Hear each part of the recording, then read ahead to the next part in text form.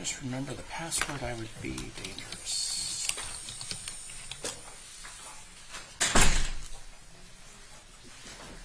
There we go. This is case number 2018 CA 5321 NC Jack Kowalski et al. Versus Johns Hopkins All Children's Hospital. Starting with the plaintiffs, let's take appearances, please. Greg Anderson and Nick Whitney for the plaintiff. Ethan Shapiro, Howard Hunter, David Hughes, Pat Kroles, joined by Dr. Michelle Smith for the defense.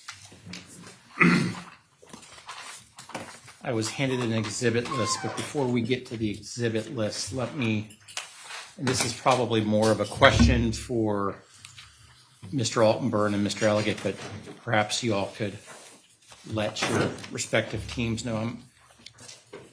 First thing, I'm just wanting to see, now that we have kind of gotten the dependency court order instruction basically resolved, I know it's not finally resolved,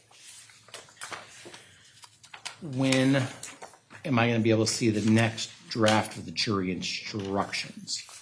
And then a subset of that raises the issue of Fabre and whether the defendants are or are not going to seek any sort of Fabre. And I don't know if the defense is in the position to let us know that yet, but I really want to have some advance warning if you are going to be seeking Fabre. Very well, Your Honor. We are not in a position to let you know that at this moment. I can tell you that Mr. Altenburn is, as we speak, working on the jury instructions. Now, I don't know what his timeline is. He indicated as we left the hotel that he was available on call, and we can contact him and ask further clarification if you'd like. But I know he's working on that now. Right, because I really want to start seeing drafts of the verdict form, which the Fabre issue is going to, it's a lot more difficult if we have the Fabre, and if we're looking at the same thing, Judge. Right, and I just don't want to spend the time and effort on continuing to focus on that if it's not going to be an issue. I understand, Judge, and we are focused on the same issue. Understood. From the plaintiffs, we told Mr. Elliott that he should anticipate. We thought the court would have a discussion about jury instructions again, either tomorrow or Friday. So he's working towards that end, being ready to give you something by tomorrow or Friday. Okay. I do think he and Mr. Altenburn are in communication. Great. Hey, I just want to be looped in at some point into their discussions. You want to be included? I suspect you just told him, Judge. Well, I'm always cognizant of everybody's time, and there's not much of it in this case, but I'm trying to balance what people need versus my ability to prepare. Was there ever a resolution as to when the parties wanted me to read the dependency court order instruction? Because it seemed yesterday that it wasn't necessary to read it today. I think tomorrow morning would be great. We'd like to look at it at one time. I will tell you that the sentence, Ms. Croyles, that you wanted in, I am leaning not to include it. Here's my concern, and you can pass it along to Mr. Elliott and Mr. Altenburn. The concept of any disagreements concerning the care and treatment would be addressed by the dependency court. In theory, I'm okay with that. But I think as phrased, it would seem it might implicate the existing med-mal count, and I don't want to put any judicial gloss on that. I hear you, as you say it, I hear your concern, Judge, but I think that we do need to put something there because otherwise it sounds like, to me, the way it reads with the parental right thing, that they had complete discretion about everything. I'm raising that issue because I'm not satisfied with the language as it is right this second. And if I had to read it this morning, I would not read that sentence. Okay, no, we don't need it read this morning, Judge, and if we could take today to look at that language and come up with an alternative. Time frame. I think yesterday I asked about when you were going to rest. You said that your group was going to be meeting last night and kind of getting a better feel for the next several days. Right, understanding that, every day we put in less than we had anticipated, given just how the timing has worked with everything. We're confident that we can rest Tuesday afternoon at the very latest, very early Wednesday morning. And let me ask the plaintiffs. Now, obviously, there's still a lot of daylight between now and the time that the defense rests. But do you have a concept as to how much or how long your rebuttal case is going to be? As a rebuttal case, I would be less than a day, or perhaps a full day, but we obviously have to hear the rest of theirs. Right now, I have 3 witnesses in mind, and I will know a lot more by Thursday or Friday. So I will not take longer than a day, although I am, of course, subject to cross-examination. Well, from a practical standpoint, again, I feel like we need to do closings on that Monday. I really don't want to push that to Tuesday because Friday is Veterans Day.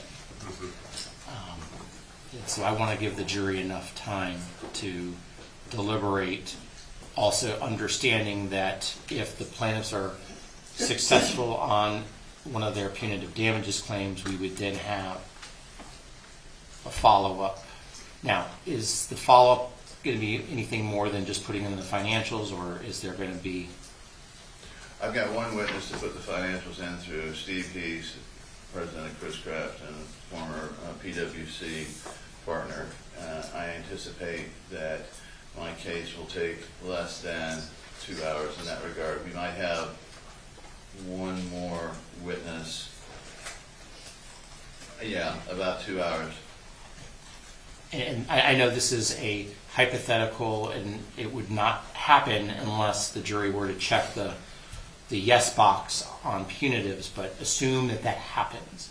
What type of defense type of case, how much time are we talking about? Well, the agreement between us and plaintiff's counsel, since we delayed his deposition, we still need to depose him, so I don't know if we need to do that potentially during the case in that eventuality. Well, I will tell you that I'm going to want, if the jury checks the box yes, to go right into I'm going to want to go right into it. Okay, so I mean, if it's like, if they check the box at 5 o'clock, then right into it means the next morning. Yeah, I understand. So we may need to take his deposition this weekend or something of that nature. But we would obviously have to write a cross-examination of him. Obviously, and right now I'm just trying to. We don't have any. Yeah. I'm sorry. We don't have any witnesses that we intend to call in response. These always usually be the financials, and it's usually in total, including further closing arguments, is a half-day deal, if that. I agree.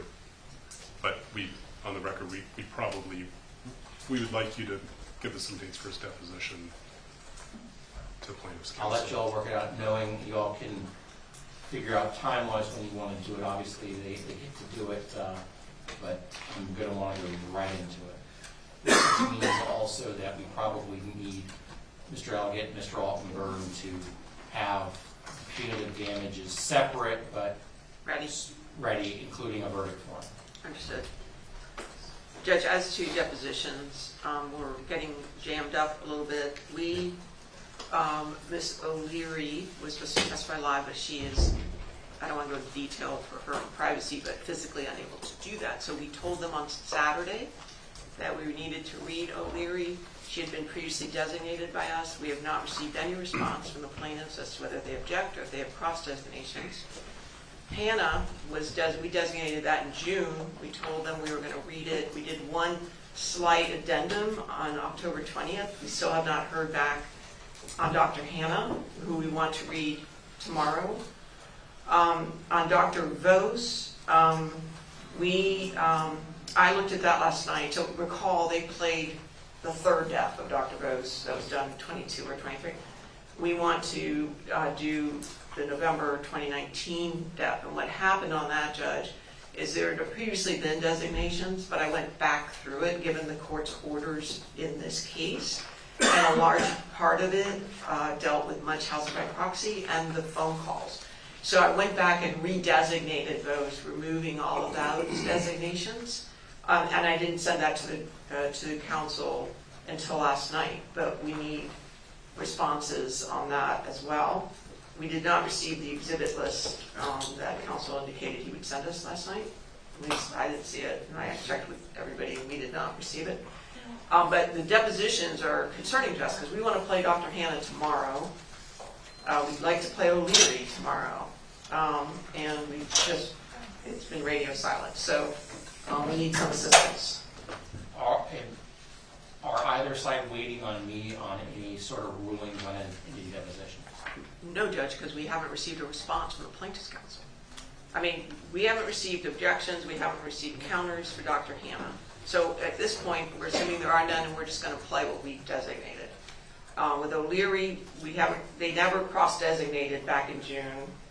Perhaps because they thought she was going to testify live. That certainly was ours, but she's ill. So the priority order is Hannah, O'Leary, those in that order? Yes.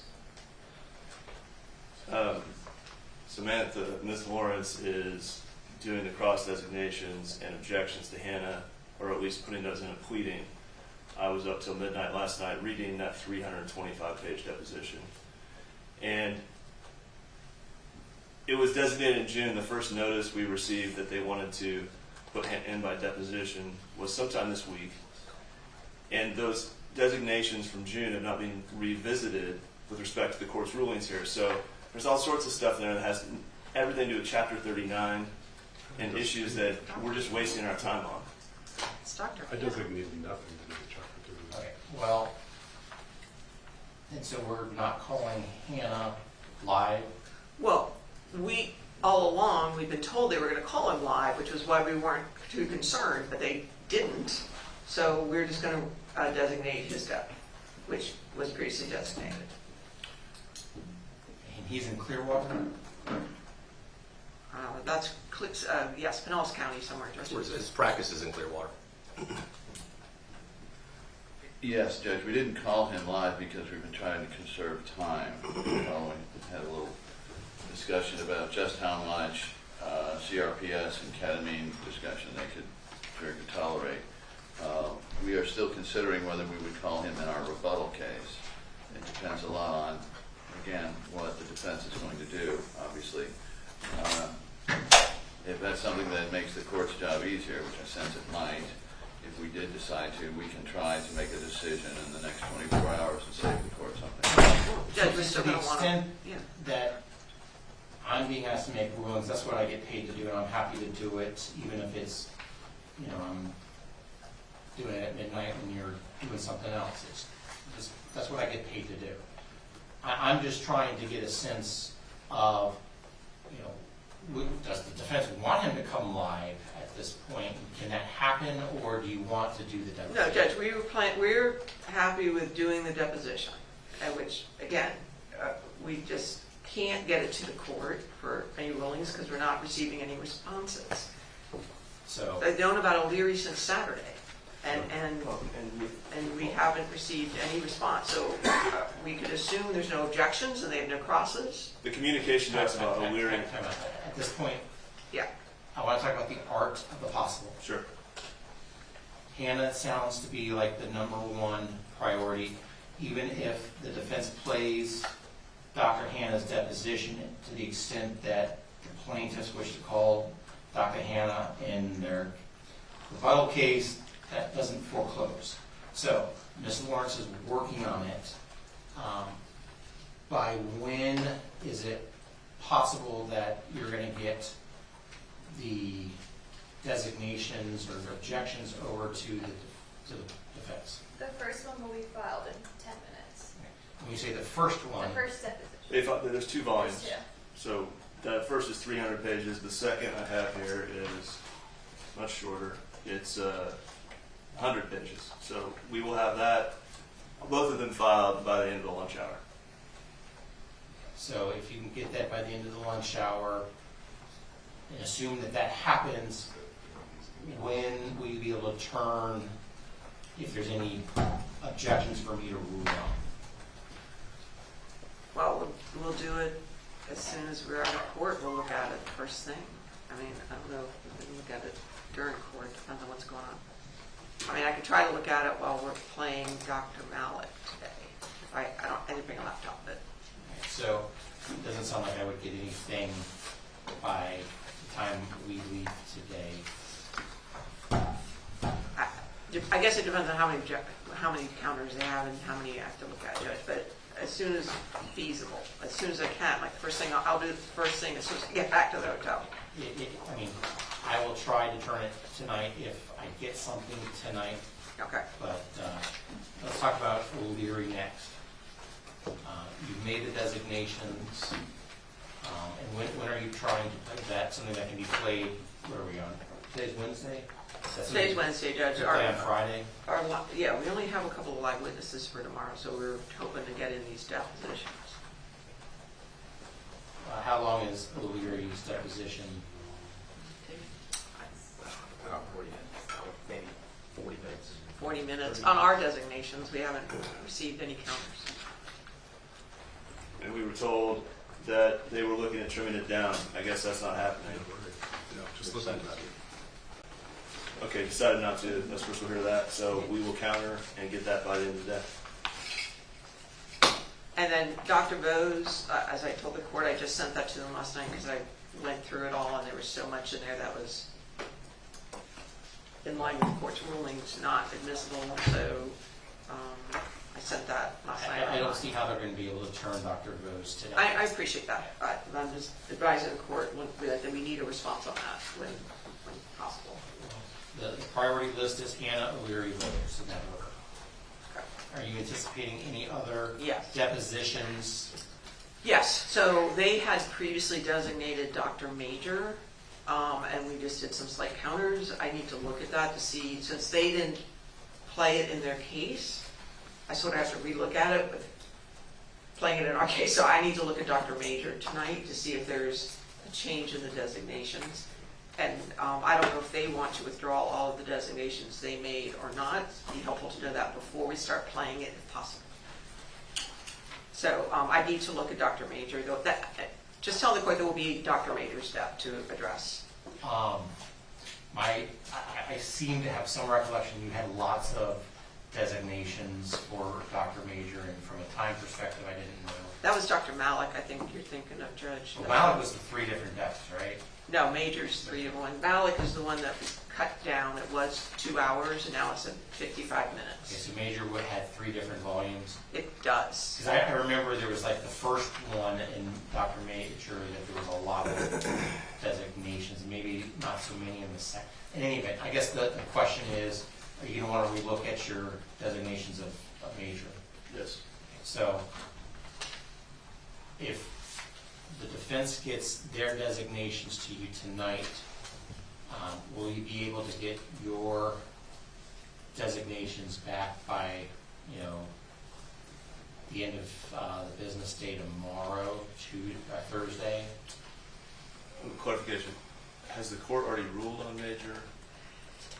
Because if we could Yes. get a clip report, it'd be much easier just to withdraw in the clip. That's the most efficient way to do this. Well, again, Judge, just the nuance is slightly different because they designated and we did some cross. So we got to go back, since we're putting it on now and they did not, to make sure we have designated what we need. Let me back up. Is there a clip report that you can give to?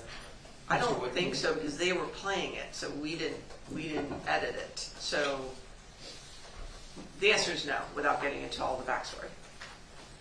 Perhaps you would have your own clip report? I don't think we didn't go through that process because we decided not to play it. So there's no clip report. At So this point. let's go back to, if Ms. Corrales is able to get you the designations of Dr. Major this evening, will you be able to get your counters by like 5 o'clock tomorrow? Because I'm assuming we're trying to play Dr. Major on Friday as opposed to Monday. I mean, I think we've already designated, counter-designated, however you want to put that. And so there's already rulings, so we'll just look at the rulings in perspective and withdraw where we. Okay, it sounds like based on how I've been ruling during the trial, they're going to somewhat change their designations. I need to look at it, Judge. I don't want to waste the court's time in ruling on things where you already ruled. So I need to look at Dr. Major. I just didn't do that yet. We will withdraw some of it for sure, and however we get it, we'll take a look. What's next? Exhibits. So the only other depot that is going to be designated is Dr. Major. Is there anything else? Because I got Hannah, O'Leary, Vose, and Major. Danielson and Kilgore. Danielson and Kilgore. Those are not going to be played till next week.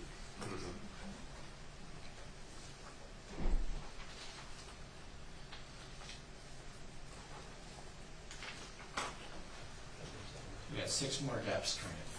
Sounds like. Let's go to exhibits in short amount of time. Yes, Judge, please. Let's deal with anything that you need this morning. Yeah, I believe 3089. It's a video. 3089. I just turned on the system, so. And I guess I don't know the gentleman helping out from Mr. Cottrell. Ryan. You want his last name? Ryan, what's your last name? Ryan Sorensen. Sorensen. Yes. Doing a great job of jumping in at the last minute. I hope, is it Mr. Cottrell? Is that how we say it? Hope he's feeling better. Yeah, he's still bad.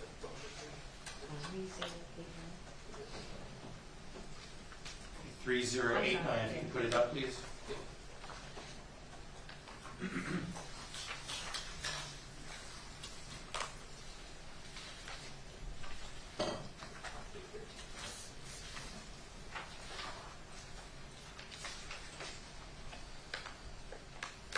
No stress. I think you did just compliment you. I'm looking for it. Okay.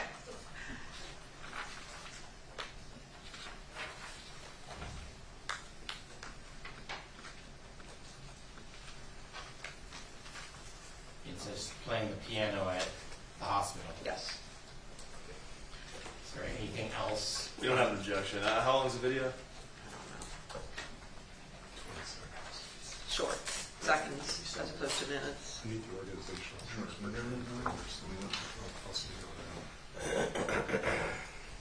I mean, have you Okay. physically seen it before? Have we seen it? It's the duet with chopsticks with the doctor. We might. I don't think we've seen that, but if it's less than 15 seconds, we have no objection. Well, I don't know if it's less than 15 seconds, but it's. Yeah, let's put this quick. I'm looking for it. Okay. All right. Do you need that? All right. We don't need it for the first witness, Judge, so we can revisit. The only other thing we need is the organizational chart that was substituted into evidence from Mr. Anderson. Were you guys able to print that? Or does the clerk have it? You're looking at me like I have 2 hats. The one you put in evidence, we don't know the exhibit number. Oh, We just read. Is it 3149? We replaced the 2020. yeah, what's the subject number of that? It stayed the same. Which is? 2149-1. Should we retrieve it from the clerk, or do you have an extra copy? Well, you gave it to us, so we should have it. Yeah, I just want to make sure. We just replaced it. That sounds correct. That sounds correct. Cool. Do you mind if I retrieve it from the clerk, Your Honor? No. It should be 2149. Pardon me? Yes.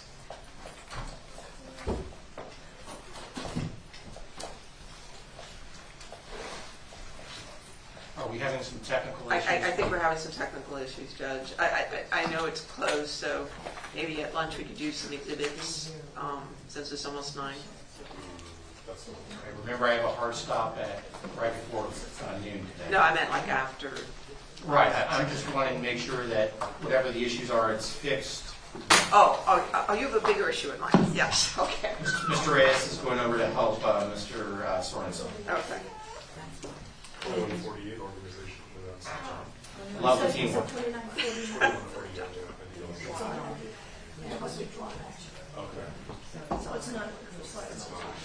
the 2012 wasn't marked, right, there was another one that was I thought substituted. there was one that you guys put in though. We put in the 2016.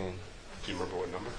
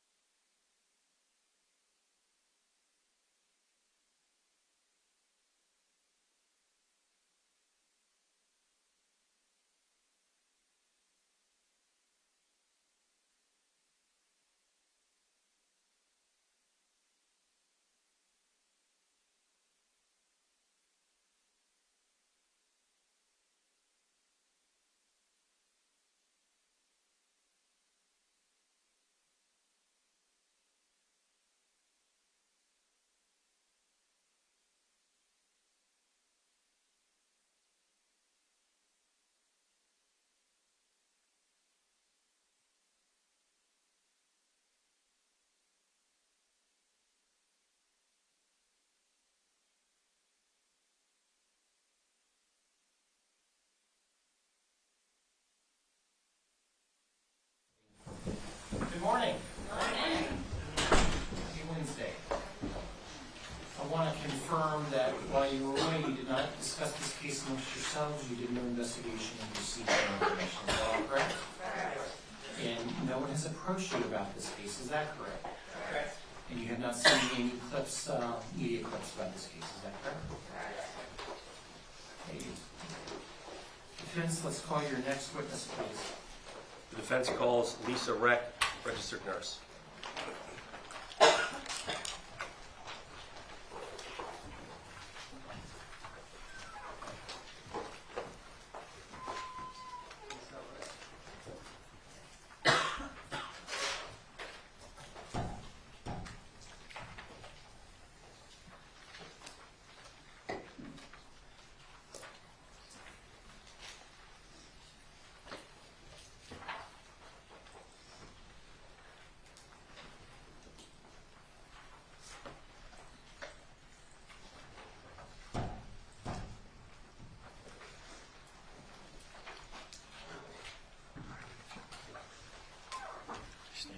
face the clerk and raise your right hand.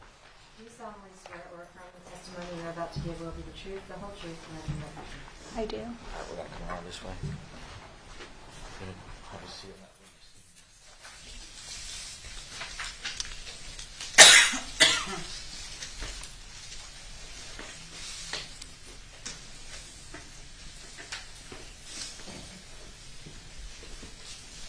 May it please court. Good morning, ma'am. How are you? I'm fine, thank you. Could you move forward just a little bit to make sure we can hear you? Thank you. Can you please state your name? My name is Lisa Reck. And what is your current occupation? I'm a registered nurse. Could you tell us a little bit about your education and training, including any degrees or licenses that you've obtained through the years? Okay. I went to school at the University of Akron in Akron, Ohio. I graduated with my bachelor's in nursing in the summer of 1990. I sat for my boards in the spring of 1991, and I have been a registered nurse licensed in the state of Florida ever since. Okay, and you're currently employed as a pediatric nurse at All Children's Hospital? Correct. And how long have you worked at All Children's Hospital as a pediatric nurse? Since the spring of 1991, so almost 32, well, over 32 years now. Can you please describe for the jury what it is a pediatric floor nurse at All Children's does on a daily basis? So we coordinate patient care.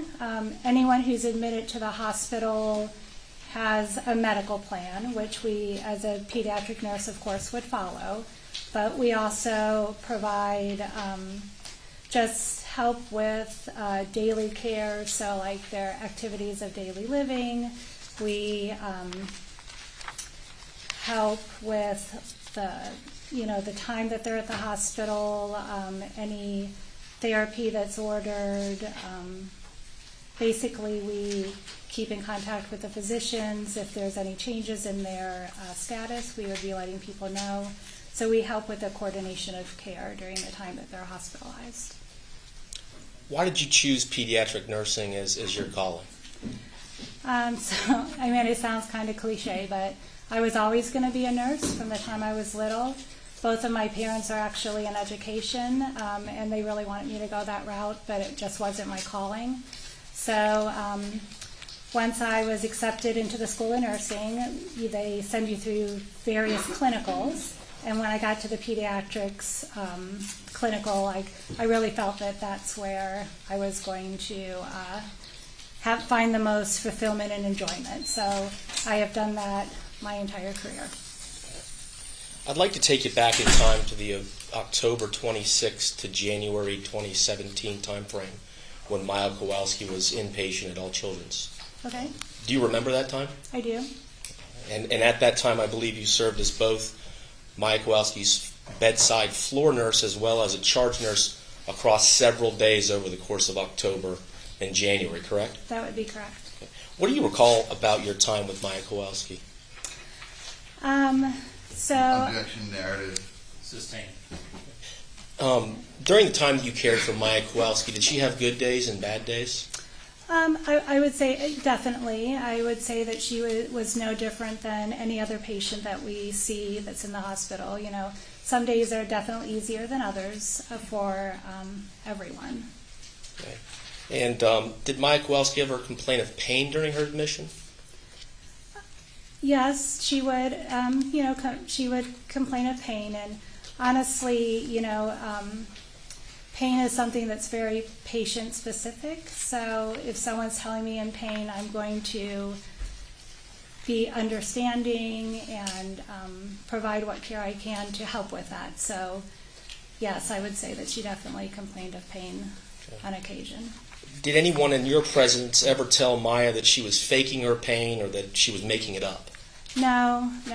Honestly, that's something that we would never do. And again, just speaking to the point that something that's painful for you may not be painful for me, and recognizing that, we would never question someone's authenticity when they're talking about their pain. Could you tell the jury a little bit about the collaborative group of nurses that helped Maya Kowalski through her 3 months at All Children's? So probably what I remember the most about while Maya was with us is really what we as a nursing staff did to really just bring like normalcy and a daily routine into her life. I kind of talked about it. So anytime someone is admitted to the hospital, there's a medical plan. And nursing is 100% going to follow whatever is outlined in the nursing plan. But we as nursing also have the most one-on-one contact with a patient. So we're spending a 12-hour shift with them and interacting with them way more than the other disciplines in the hospital. So I really feel like what myself, along with the rest of the staff on my unit, really tried to do for Maya was, just to provide things that she could do to make her life a little more normal. So, for example, she had a very specific morning routine, which I participated in often. Why don't you tell the jury a little bit more about that morning routine? Okay. We would get up in the morning, she'd wake up, we'd get her into the bathroom, she would always brush her teeth, comb her hair in front of the mirror. We'd get her back into her bed, and at that point she would pick out the clothing that she wanted to wear for the day. So in order to get her dressed, we would lay out different options for her. She had brought in her clothes from her home. We would lay out different options, and she would pick maybe her pink shorts to go with her white shirt. And then when she was ready to put her clothes on, I remember her being extremely modest. So what we would do is, at that point, we would close the door to the hallway. All the doors have a blind that you can close as well, so we would close the blind. And then whatever nurse was assisting her that day would move the clothing closer to her.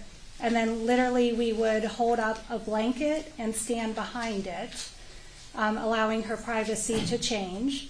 Once she was done changing, she would say, "I'm done." So we would, basically put down the blanket, assist her with positioning if she needed any help moving after that, reopen the door, reopen the blind, that sort of thing. So she definitely had a very specific routine that she followed. Some mornings she even put on a little makeup. She would ask you to move her, she had a little makeup kit, she would ask you to move her makeup kit closer to her so that she could apply, just little eyeshadow and stuff like that. Since the jury wasn't there, can you give me an idea of what Maya's various rooms over the course of October to January of 2017 looked like, the types of things that were inside there, the type of just creature comforts that Maya had on hand? So all of our rooms, we're fortunate enough to have private rooms. So every room is private. It has its own bathroom. We have 2 TVs. There's a big screen TV that would have been directly in front of her bed, and she would have been allowed to watch whatever she wanted. And then we have a smaller TV that's set off to the side for a parent or anyone else to be in the room as well. All of the rooms have a large picture window.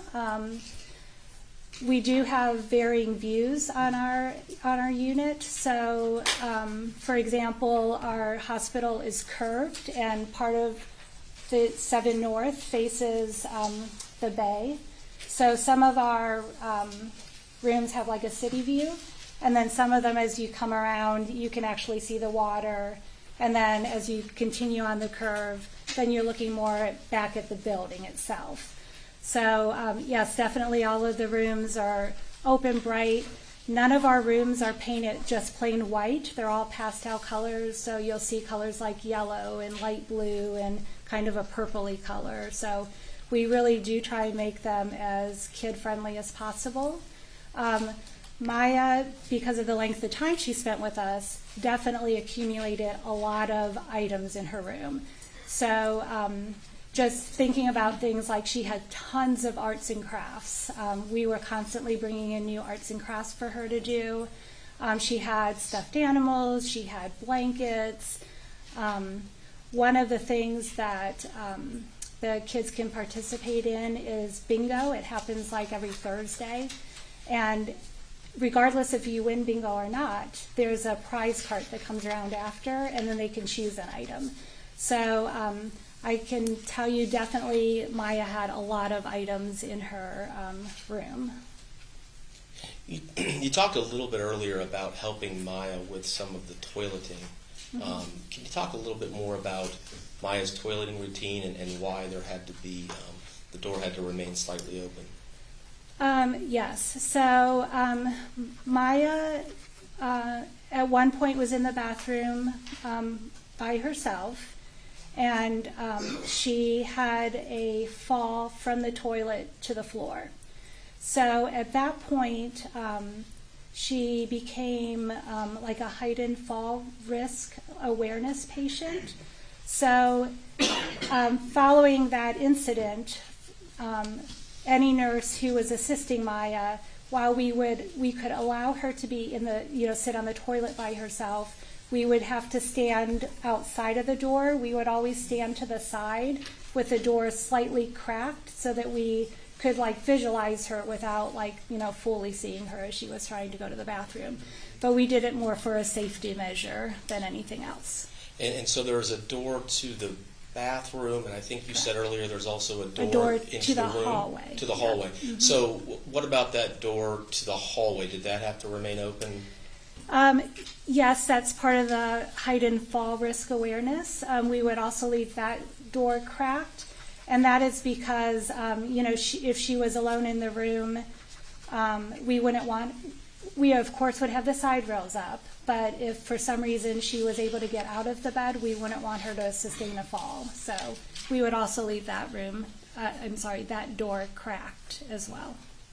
You touched a little bit on this earlier, but can you describe some of the activities of daily living that Maya Kowalski was able to do independently, and maybe some of the things that she needed help with from the nursing staff? So I would say independently, definitely she could, brush her own hair, she could brush her own teeth, she'd wash her own face. Like I said, she would put makeup on. She definitely had, like I said, with her modesty, preferred to dress herself. So she would get her own little sports bra, t-shirt, and shorts on. Things that I would say that we had to assist her with, just because we didn't want her to fall in any way, is if she was moving from the bed to the wheelchair, we would always be by her side to kind of help her pivot from one position to another. And that would also be similar for pivoting from the wheelchair onto the toilet so that she could do her toileting. You had mentioned earlier in your testimony that Maya would have some good days and some bad days. Why don't you tell the jury on those days where she wasn't feeling well or having a bad day, some of the things that the nursing staff would do to try to help cheer her up and make the situation a little better for her? Yeah, so I feel like some of my best memories of the time that Maya was with us is just the little things we did for her. We had a couple of nurses that have a lot of skill with braiding hair, so if she was feeling down or we knew that she wasn't 100%, those nurses would go in and they would offer to braid her hair. We would do mini spa days with her. I remember nurses bringing in their own nail polish from home or going to the store and buying her new nail polish and painting her nails. So when David talked a little bit about just the collaboration of nursing, a lot of interaction happens with our patients that you're not necessarily assigned to. So say, for example, I was not assigned to Maya, but I heard that, someone had just braided her hair or they did her nails. I'm going to go to her room specifically and say, hey, let me see your nails. Oh, I love them. Or if I heard she got a new t-shirt, I'm going to say, oh, cute t-shirt. There's a lot of interaction that our nursing staff works together really well, just to make sure that, that all our kids feel special. We would do it for anyone. It wouldn't necessarily just have to be someone in Maya's position. It's something that we do on a daily basis. Another example would be if I'm walking down the hallway and Maya's call light is on, or anyone's call light's on, and I don't see another nurse close, I'm going to pop open that door and say, hey, can I help you with something, or what do you need? So we really work together in a team effort that way to make sure our patients' needs are met the best that we can. Did Maya appear to be appreciative of these efforts by the nursing staff? Objection, cause speculation. Did you ever observe Maya Kowalski being appreciative to these efforts you just outlined? Yes. Objection. Overruled, you can answer that one. I'm going to say yes. Something that I talked a little bit about child life. So a child life therapist is someone who has special training in helping kids just kind of adjust to being in the hospital or adjust to a new diagnosis. And Child Life runs programs every single day of the week. So we have specific times where they have an open activity center where kids can go do specific arts and crafts that they have a theme for, interact with other patients, that sort of thing. But they also choose to do one-on-one activities with patients as well. And Maya was definitely someone that they did one-on-one activities with. One thing that comes to my mind, especially because I was her nurse that day, they had taken her to bake cupcakes. So when she came back to the floor, she specifically had picked out a cupcake that she wanted to give me. So, I graciously took it, and then she asked me to send in the other nurses so that they could pick out a cupcake too. So little things like that, I really do feel like Maya was appreciative of what we are trying to do for her. And I understand there were some holiday events that the nursing staff also helped Maya through. She was there for Halloween, Christmas, things of that nature. Right. Do you recall anything that you did or the nursing staff did for Halloween, for example? Okay. For any holiday, we have some really talented nurses on my unit who paint the outside of the doors, so there'll be different caricatures of different holiday themes. So that would have happened for all of the holidays that she was there. Specifically for Halloween, I remember that she wanted to be Harley Quinn. I know her family did help with part of the costume, and then some of the nursing staff helped with some of the makeup that she put on. But one of the days that she was getting ready, had her costume on and was getting ready, she was trying to paint, it was either a number or a word on her face. I'm not 100% at this second. But she was painting it backwards because she was trying to look in a mirror and do it.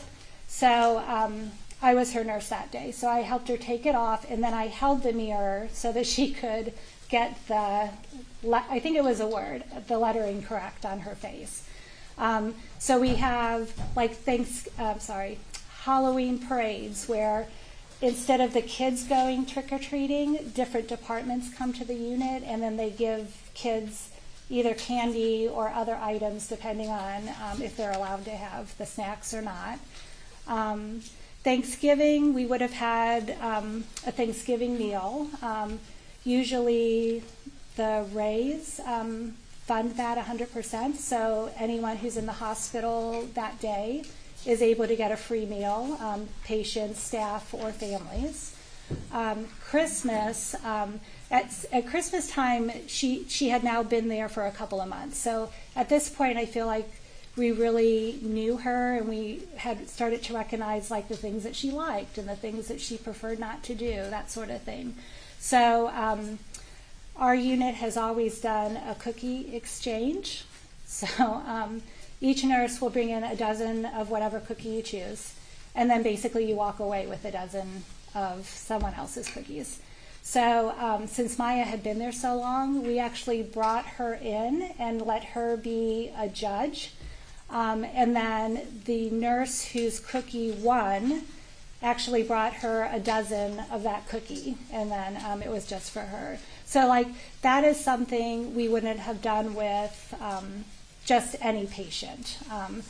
We definitely included her just to the length of time that she had already been with us, and we just felt like we had a little more of a bond with her. Now, did Maya have the opportunity to leave her room and go to other parts of the hospital? And if so, can you tell the jury a little bit about the activities that she would do outside of her room? Yes. So, I mean, no one is ever just like stuck in your room at our hospital. I talked a little bit about Child Life. Child Life ran an activity every day. The activities that they would do are actually, I work on the 7th floor. Their activity center is on the 2nd floor. So we would definitely have to make an effort to get her there. And this happens every day of the week. So even on the weekends, during that time, we were still having our teen volunteers come. So if there was any patient that you wanted to have the ability to leave their room, you basically would call a Child Life number, and then one of the teens would come and pick them up and take them there. We also had music therapy. So music therapy is like an awesome adjunct to our Child Life department because a lot of kids can relate to music, like people in general can relate to music. But it's really soothing for some of our patients. They would have events where she could go and like listen to music, or the person would come to her room and do it with her, again, like on a one-on-one setting. We also have pet therapy. So our pet therapy folks, the dogs have been cleared for their temperament. So they literally come around and they interact with the patients on a one-on-one basis. And the only ask is that the patients, clean their hands with alcohol to, decrease germs, but they're allowed to pet them, and the dog will actually lay its head right up on the bed next to them. So we definitely would have made a lot of opportunities for Maya to not just be in her room. What about other children that were at the hospital or volunteers? Did Maya have the opportunity to interact with children around her age or her age? Why don't you tell the jury about that? So we do, on our unit, kids are up in the hallway at any given time, right? So we have a little area that sits in the corner of our unit. It's a big picture window, overlooks the bay, and there's a little seating area there. So like sometimes like kids will sit around there and talk. Again, we really do utilize our Child Life services to help coordinate interactions with other kids. So anytime she would have gone down to the activity center and played bingo, there would have been, a variety of other patients in there at the same time. So she would have had a lot of opportunity to interact with other patients during that time. And did Maya like going to the activity center? I really feel like she did. Did you have an opportunity to observe Maya Kowalski ever practicing her Roman Catholic faith while she was at All Children's? Yes. And what do you remember about that? So she definitely had a rosary at her bedside. She would occasionally ask you to hand it to her. So she definitely had a rosary. I recall a little vial of holy water. That was also at her bedside. We had an absolutely lovely gentleman. His name was Father Tom. He dressed in the traditional clergy outfit, so black with a white collar. He would come around on the weekends, and I know that he spoke to Maya on occasion. Another thing that I can think of that like we as nursing did for her is during the Christmas holiday, one of our nurses brought her in an Advent calendar so that she could open, the little section every day and have like little something to look forward to. Do you have any recollection about Maya having any visitors while she was at All Children's Hospital for that 3-month period? Mm-hmm. Visitors, I definitely remember her dad and her brother. Would they visit often? I would say I would say frequently. I mean, I don't know like what his schedule, like how it prevented him from visiting.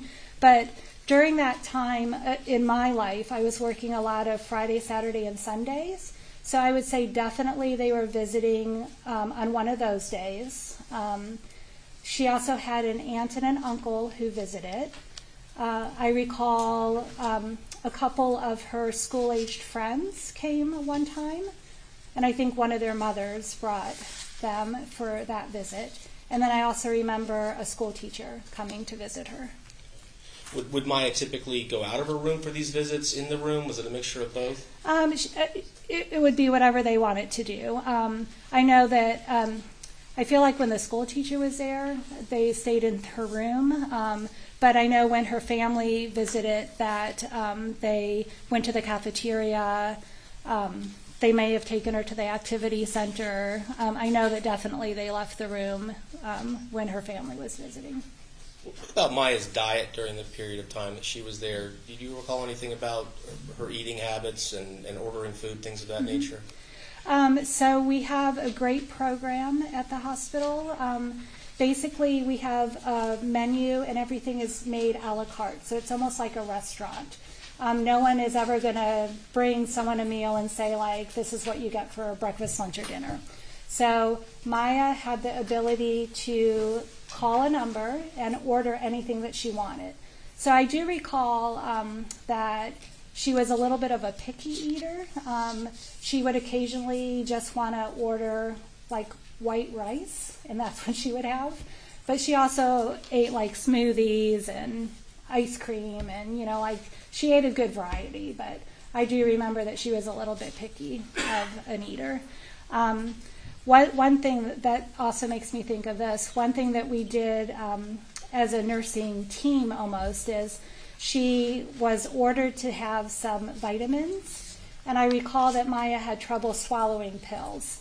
So her vitamins came in a liquid form, and if you've never had the opportunity to try a liquid vitamin, it's pretty rough to swallow. So what we did, we figured out for her is if we took a popsicle and melted it almost down to a slushy, we could squirt the vitamin in, it was like a small syringe, into that mixture, and then she could like sip it down that way, so she wouldn't have to just take the vitamins straight. Now, at any point during the hospitalization, did you come to learn that Maya nominated one of your colleagues for an award for exemplary nursing service? Yes. And who was that? Her name is Lindsay Arenas. And what was the award that Lindsay Arenas was nominated for by Maya Kowalski? So it was the Daisy Award. What the Daisy Award is, it's a nursing-only award. The Daisy Foundation was created by a family who had a child who had cancer during his younger years. And then when he was older, I think roughly in his 30s, developed some sort of immunosuppressive issue, and then subsequently passed away from the immunosuppression issue. So they created this foundation to acknowledge nurses who create like special bonds, do exemplary things for their patients. And that is what Lindsay was nominated for. And how does one go about getting nominated for a Daisy Award by a patient? So we have, you can do it a couple of ways. There's a paper format, so literally someone can write out what they want, and then they can also submit something online. I'd like to show you what's in evidence as 3240-001-002 and see if you recognize document that's going to be coming up on your screen there in front of you. Okay.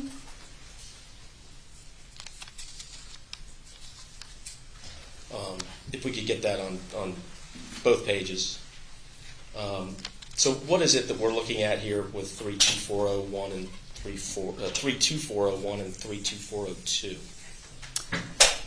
So the one ending 01 is just talking about what the Daisy Award is, kind of what I talked about. And And then, what do then- we have on page 2 here? And if we could just kind of zoom in on the text that's here so the jury could see it a little better, the handwriting. So what are we looking at here? So I would say that this is Maya's handwriting describing what she liked about Lindsay. And I don't know if you're able to make it out, but what are some of the things here that she seems to like about Lindsay? It looks like she's saying she's very fast, super nice. Example, when I have to use a bathroom or anything, she would come as fast as possible. And so this would be an example of a patient making This would be a nomination. patient nominating, yes. Now, I understand you also won a Daisy Award during Maya's hospitalization. You remember that? Correct. Tell me a little bit about what it was that you were doing for Maya that led to you winning a Daisy Award during the time in question. So my nomination came from a fellow staff member. I already talked a little bit about how I would help her with her morning routine frequently. Sustained. Did you ever do anything for Maya Kowalski outside of the hospital? Why don't you tell the jury a little bit about that? So I took her laundry home on 2 occasions, washed it and brought it back to the hospital. That is because when I was helping her change, she was very low on clothing options. So I wanted to help her have as many choices as possible. So literally I worked on a day, asked her if it was okay if I took them home. She said yes. I went home after working like 13 hours, did her laundry, and came back at 7 the next morning, primarily because I wanted her to have the options. Really, we could have called it a day and just put her in a hospital gown when she ran out of her personal clothing, but I didn't want that to happen. And when you were nominated for this Daisy Award, was reference made to the fact that you were doing Maya's laundry? Yes. Objection, move to strike.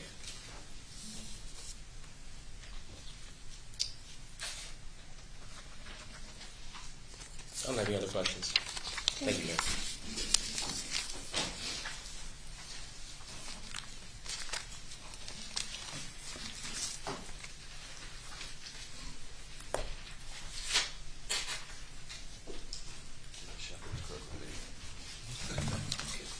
According to the All Children's Hospital medical staff rules and regulations, when you are on shift, you are to complete at least one nursing note. Is that right? Well, we chart, so yes, we would On the make days you're an there, assessment, yes. Right? Well, it sounds like you and Maya were just really close, right? I would say, I mean, I definitely had a fond place for her, but she was close with a lot of our staff. She stayed with us for almost 3 months. In fact, there were a lot of staff that saw her a heck of a lot more than you did. In fact, you only saw Maya charting in on 5 occasions. One on November 2nd, one on November 10th, one on November 13th, one on November 20th, and one on December 7th. True? I would say that's accurate, but I am also the charge nurse every day that I go to work. So as a charge nurse, I am responsible for overseeing the entire floor's status. So I'm a point person for admissions, transfers, discharges.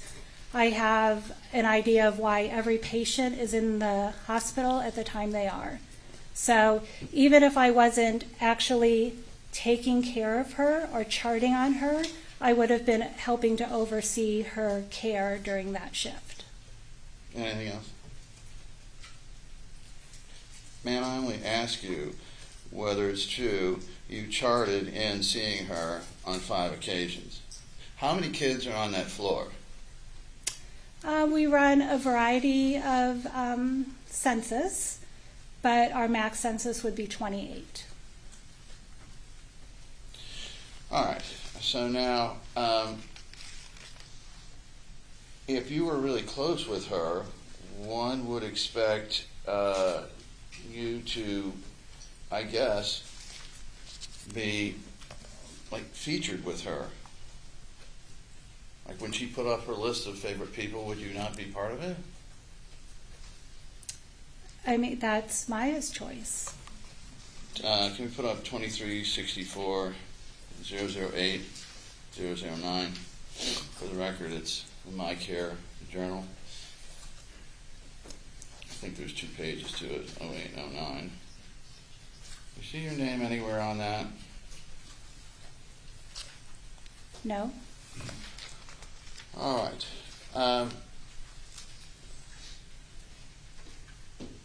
And I'm just curious, did you work with Kathy Beatty a lot? I know who Kathy Beatty is. Did you ever discuss Maya with her? No. Did you ever discuss Maya with anybody from risk management? No. Did you ever discuss Maya with anyone on the floor? I would have talked about Maya to fellow nursing staff. Mm-hmm. Maya was in 5 different rooms while she was there, was she not? I'm not 100% sure how many rooms she was in. All right, well, you worked on the 7th floor, right? Correct. Okay. And did Kathy Beatty work on that floor normally? She was one of the hospital social workers, so she worked on all floors. Don't hospital social workers get assigned a specific, well, what was the 7th floor known as? Known as? Yes. What were the children? Was it a PICU? What was it? Okay. So I work on a med-surg floor. Our specialty is neuroscience and surgery. Right. All right. So Kathy Beatty, I think the testimony has been, worked the PICU. Why was Kathy Beatty up on your, what's it called, med-surg? A medical surgical floor. Medical surgical floor. Mm-hmm. What was she doing up there? Because social work goes to all the units. Well, aren't social workers assigned to a specific floor? They can be, but they will also cross-cover for other areas. And you were aware that Kathy Beatty was assigned to Maya, right? I mean, I'm sure she was one of the social workers that took care of Maya. All right. Maya was pretty modest, you said? Yes. So she would definitely find it, in your opinion, offensive to be forced to strip down and have photos taken of her, wouldn't she? Objection, argumentative, false speculation. Overruled. You can answer that. Okay. I mean, I just have no comment on that. I wasn't there the day that it happened, so I wasn't part of that at all. Well, you spent a lot of time explaining to the jury about how well you knew her and about her modesty. You have no opinion on whether this girl you knew to this extent would find it offensive to be stripped down and have photos taken from her? Objection, argumentative, speculation. Overruled. You can answer that. I do not. No opinion, huh? All right. Let me ask you along those lines, if we could bring up Exhibit 2.5. You have to.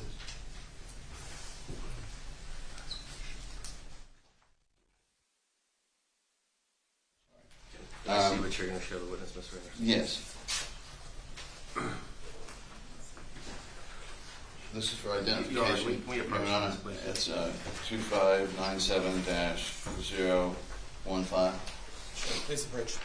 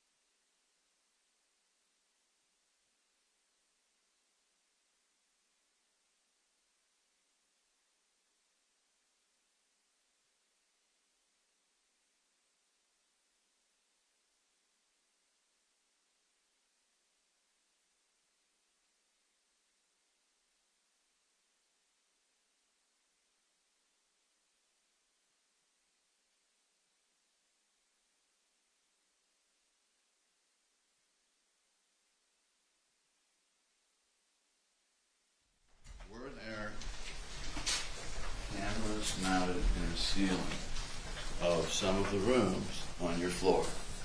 Yes. Were there cameras mounted in the ceiling of almost all of the rooms on your floor?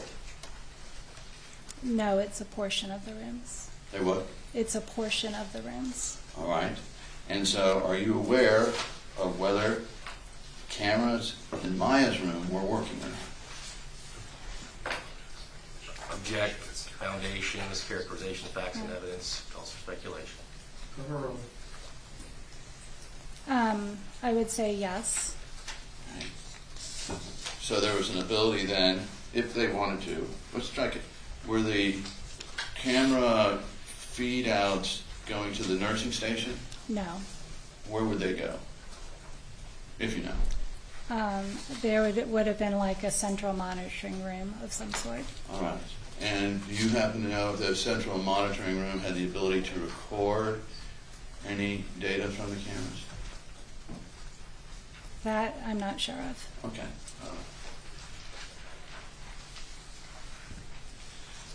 And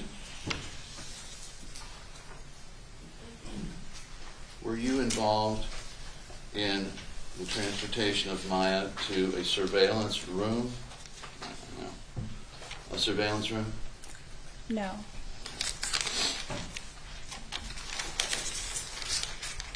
No. That's it? Yes. Fine. Brief follow-up. Mr. Hughes, Nurse Rec, on the 7th floor, are there some rooms that are known as seizure monitoring rooms? There are, yes. And do those rooms have video capability? They have video and audio capability. Thank you very much for your time. Best of luck. Nothing further, Your Honor. Members of the jury, do any of you have any questions?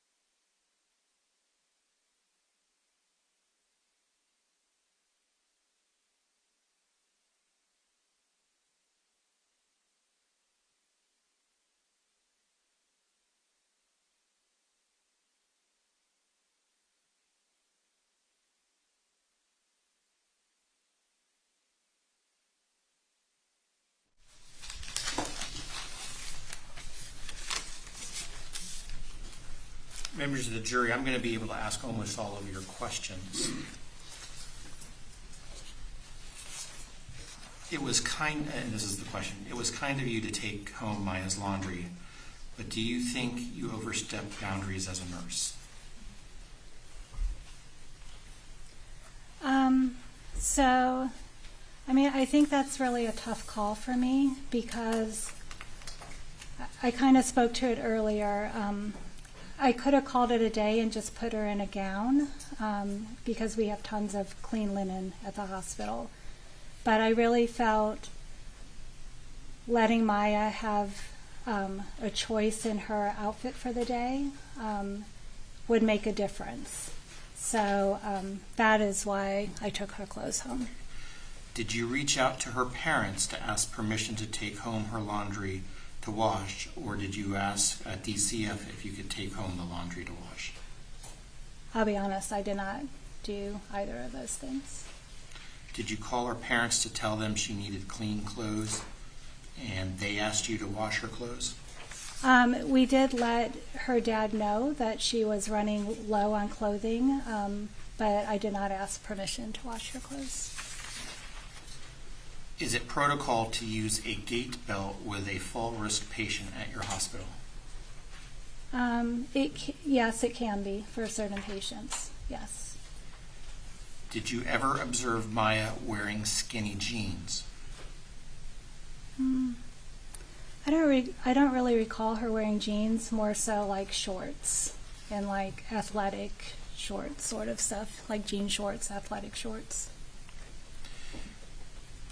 If you received an order from a doctor that was above hospital protocol parameters, would you question those orders and would that be documented in the medical record? I guess I need a better example of what that means. Okay, is there anything else on your answer to that? No, I mean, if there was something that I was like really worried about or didn't seem to fit what was going on with the patient, I would definitely make contact with the doctor, but I would need a specific example to How answer. often, okay, I'm sorry, were you finished? Okay. I apologize, didn't mean to speak over you.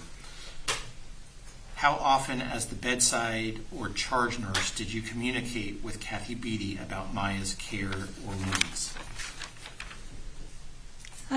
I mean, I don't recall having many conversations with her at all.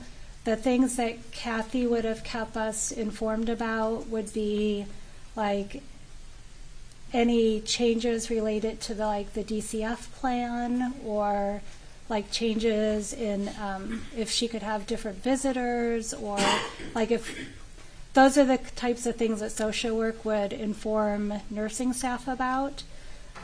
So it would be more as a as-needed basis.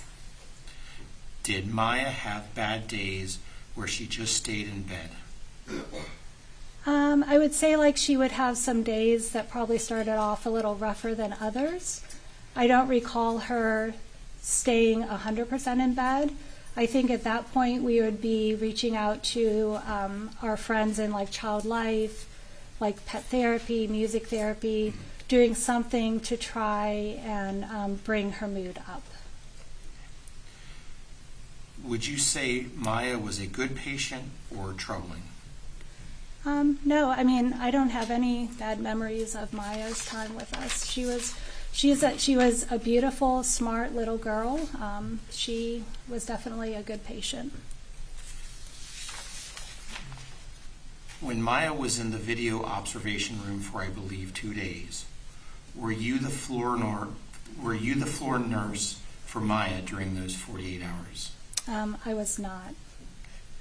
Did you or a different floor nurse, if not you, keep the morning routine flowing, or was that morning routine interrupted? I mean, I can't speak for what someone else's practice was during that time. While Maya was in the video observation room, did you or the floor nurse for that area, if not you, did that nurse make their daily notes in Maya's file? They should have been charting a daily assessment and activities. After Maya was returned to a regular room from the video observation room, were you still or once again become Maya's floor nurse? So yes, again, I definitely take care of patients, and I definitely am the charge nurse. So as a charge nurse, I kind of have an over view of everyone on the floor. So nursing doesn't happen as you're assigned to this patient and you're the only one who takes care of them during your shift. We really work together, and if Maya would need something, if her call light comes on, if someone's walking down the hall, someone might just pop in her room and say hi. Like, that's a common occurrence for every patient on our in the hospital, I would say, and especially our unit, because we have an amazing team.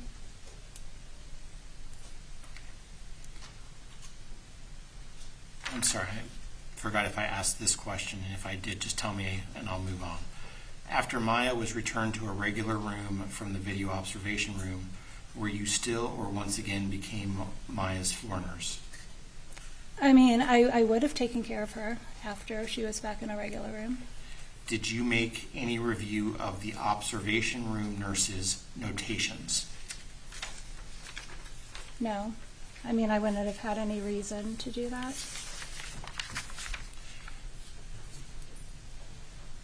Were you Maya's floor nurse from the time she was out of the emergency room until she was discharged from the hospital? So I was one of the nurses who helped care for her. She initially, when she left the emergency room, she went to an ICU setting. And then when the ICU had cleared her is when she was transferred out to my unit. Was Maya from October to January always on the same floor, just different rooms, or did Maya float to different rooms and different floors? I mean, outside of moving from the ICU setting to the med-surg setting, I believe once she got to 7 North that she stayed on our unit. We also have a policy that says every 30 days a patient has to move to a new room, and it gives like our housekeeping staff a good opportunity to really like deep clean the room to keep our germs down as much as we can. As a floor nurse, was it part of your job or routine to make daily notes into her medical file? If I was actually assigned to her as her floor nurse, yes, I would have been charting on her. When, if ever, did you last speak to counsel before your testimony today? At some point, like yesterday evening, I talked to. They were just making sure like I knew where I was coming and that sort of thing. Thank you very much. Mr. Hughes, do you have any follow-up questions? No, Your Honor. Mr. Anderson, do you have any follow-up questions? Were you involved, ma'am, in Jack Kowalski's attempts to get a Christmas dress to Maya? I don't recall anything about that. Did Kathy Beatty tell you that the Kowalskis, that is Beata and Jack, kept parental rights as to medical decisions? Objection, hearsay. Or admission? Overruled. So I don't recall having that specific conversation with Kathy. As a floor nurse, or the nurses underneath you, were you responsible if there was going to be a procedure, surgery, or whatever, with getting the signed consent forms from parents? So any procedure requires consent. That is correct. So at that point, the first step for any nurse would be to go to the chart, Right. figure out who has the ability to sign the consent, and then that's the person we would reach out to. Okay. And were you involved in trying to get any consent for the port removal of Maya? I was not, no. Were you involved in obtaining the consent for taking photographs of her without most of her clothing on? I was not. were you involved in obtaining consent for Maya being placed in that surveillance room for 48 hours? I was not. And you were prepped by defense counsel for how many hours total over the past month? Like maybe one. That wasn't very long at all. Okay, including all emails and other communications? I mean, okay, so if I include emails, maybe like 5 emails, a handful, yeah. And did Kathy Beatty or anyone, any nurse, ever tell you that there was a belief that Maya could actually walk? No. Nothing. Mr. Hughes, Nothing from my end, Your Honor. members of the jury, looks like more questions.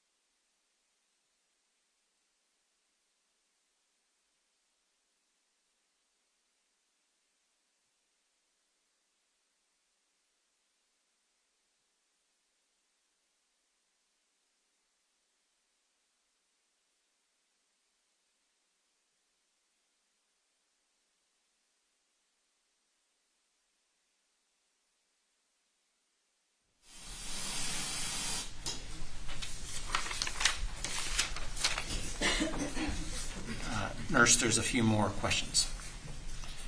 Did you observe Kathy Beatty sitting on Maya's bed? No, not that I recall. Did you observe Kathy Beatty listening to Maya's phone calls? No. Was not Maya told there were some kids she was not allowed to talk to? I mean, we wouldn't have restricted her from talking to people. Like fellow patients, for sure. We're having a real hard time hearing with that, I think. So she would not have been restricted from talking to other patients. Can we move the microphone a little bit closer to her? Better. Clarifying when Maya returned to your care after the 48 hours away from your care. Were you not curious to know what happened while out of your realm and review anything, quote, notable, end quote, that happened while Maya was gone? So first of all, Maya never left our unit. She was just moved to a different room within the unit.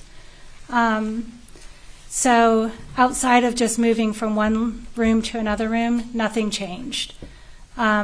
It's really not nursing's place to make a diagnosis or order new testing.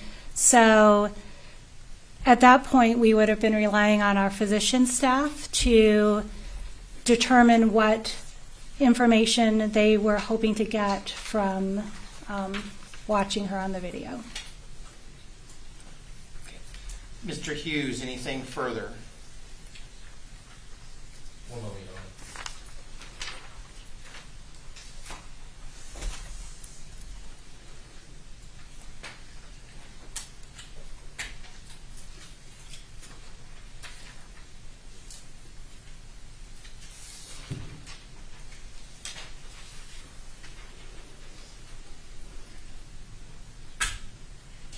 Nothing further, Your Honor.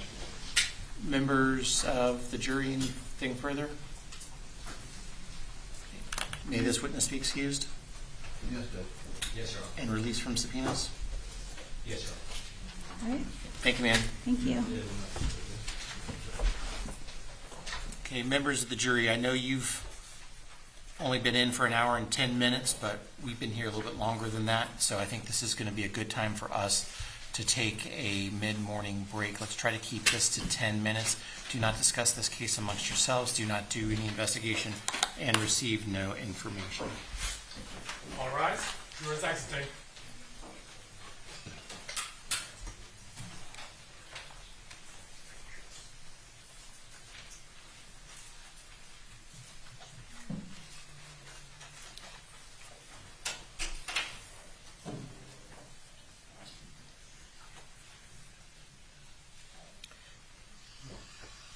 The jury's out of our presence. Any issues we need to address before we go on break? Just briefly, Judge, I didn't mention it yesterday during the deposition, during the testimony of Dr. Dees, plaintiff's counsels tend to be loud and occasionally laugh. I would remind the court that they requested to be next to the jury. During the nurse's testimony, again, they were a little disruptive. And I'm just asking for consideration from the other counsel that when we're on direct to not be making derogatory looks, comments, gestures. They're right next to the jury at their request. Next time I'll stand up and ask to approach, but it's been a theme. Do I need to say anything? We're not. Okay, well, everyone heard it, so let's just try our best, everybody, to keep our facial expression. And I need to say this, everyone needs to remember that the microphones are very sensitive. So when we staple something next to the microphone, clip a pen, hit it with our arm, sigh, it really is, everyone ends up hearing it. So let's try to remember that. I know there's microphones all over the place and everyone has to do the best, but let's just try to remember that as well. Okay, let's take 10 minutes.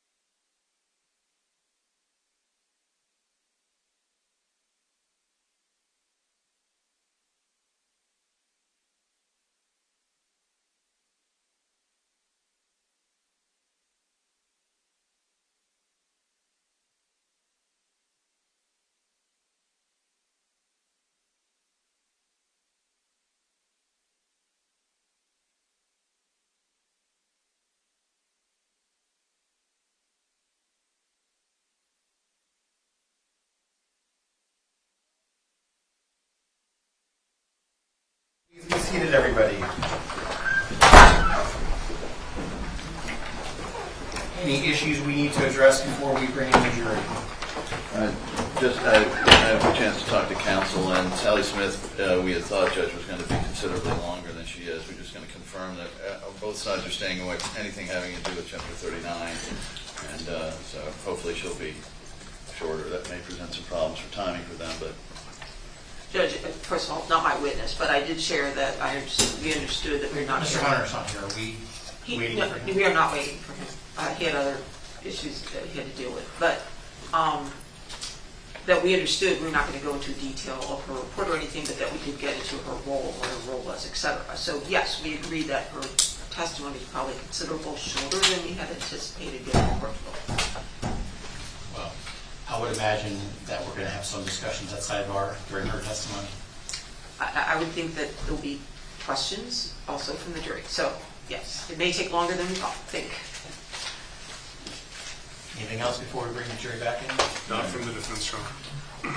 Let's bring in the jury.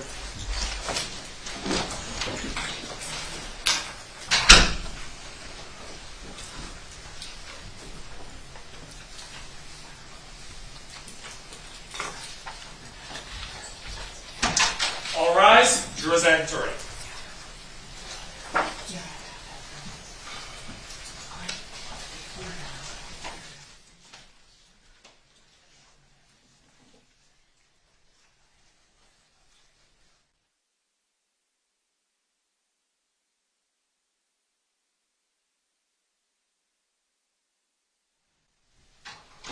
Members of the jury, welcome back. Please be seated.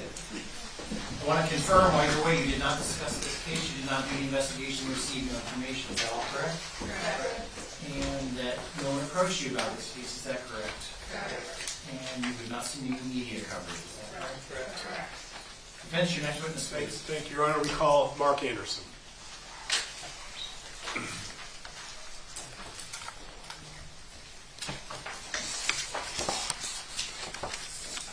Stand here and face the clerk. Raise your right hand. You solemnly swear or affirm the testimony you're about to give will be the truth, the whole truth, and nothing but the truth. I do.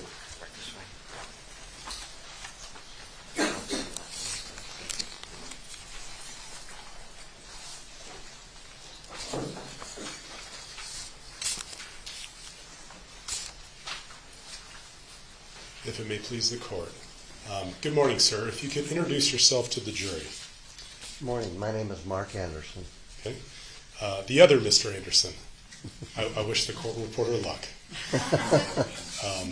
So, yeah, no relation to the gentleman sitting behind me, correct? No. Okay. Correct. We got the hard part out of the way. All right. Can you tell the jury, what do you do for work? Right now, I'm semi-retired. I do some consulting for a medical device company. Okay, so let's take you back. Was there a time where you served in executive leadership at a children's hospital? Yes. From the year 1980 to 2000, I was employed by Children's Hospital of Wisconsin. While I was there, I had a variety of senior management roles. When I first started there, this was after I had completed a master's degree in health and hospital administration. I first went there as a department director for the admissions and ambulatory services department. I served in that capacity for a couple of years, and then I moved into a role of vice president for clinical and support services for Children's of Wisconsin. That entailed the departments of laboratory, medical records, pharmacy, x-ray, material services, housekeeping. Basically everything other than nursing reported to me at that point in time. In the year 1991, I became the executive vice president and chief operating officer of Children's of Wisconsin. Okay, so I'm going to take you a little bit backwards now. Where did you achieve your undergraduate degree? I went to the University of Alabama in Tuscaloosa and received a commerce and business degree that was concentrated in healthcare management. Okay. And what did you do after you graduated from the University of Alabama? I worked full-time for a year or so at Children's Hospital of Alabama, which is located in Birmingham. And what title did you have there? While there, I was also the Director of Ambulatory Services in the Emergency Department. Did you obtain any graduate degrees at the University of Alabama, Birmingham? In 1980, I received my Master's of Hospital and Health Administration from the University of Alabama, Birmingham. Subsequent to that, a number of years, in the year 2012, I returned and I received a doctorate in health administration from the University of Alabama, Birmingham. And was it after that that you went to Children's Hospital of Wisconsin? It was after my master's degree. And was there a time that you obtained any other degrees? I believe you obtained a degree in theology, is that right? Right. Serving at Milwaukee, I had done a lot of volunteer work in various countries abroad, both volunteer work but also medical missions work. And I got fascinated by some of the work that I was doing, so I returned and in 1997 received a degree, a Master's of Arts degree in theological studies from McCormick Seminary in Chicago, Illinois. What years were you at Children's Hospital of Wisconsin? From 1980 to 2000. And what did you do after you left Children's Hospital of Wisconsin? In the year 2000, I relocated to Virginia and I worked for a not-for-profit, non-governmental organization called Project Hope. Project Hope did overseas training for health professionals, and I was a management officer at Project Hope, overseeing the areas of Asia and the Middle East.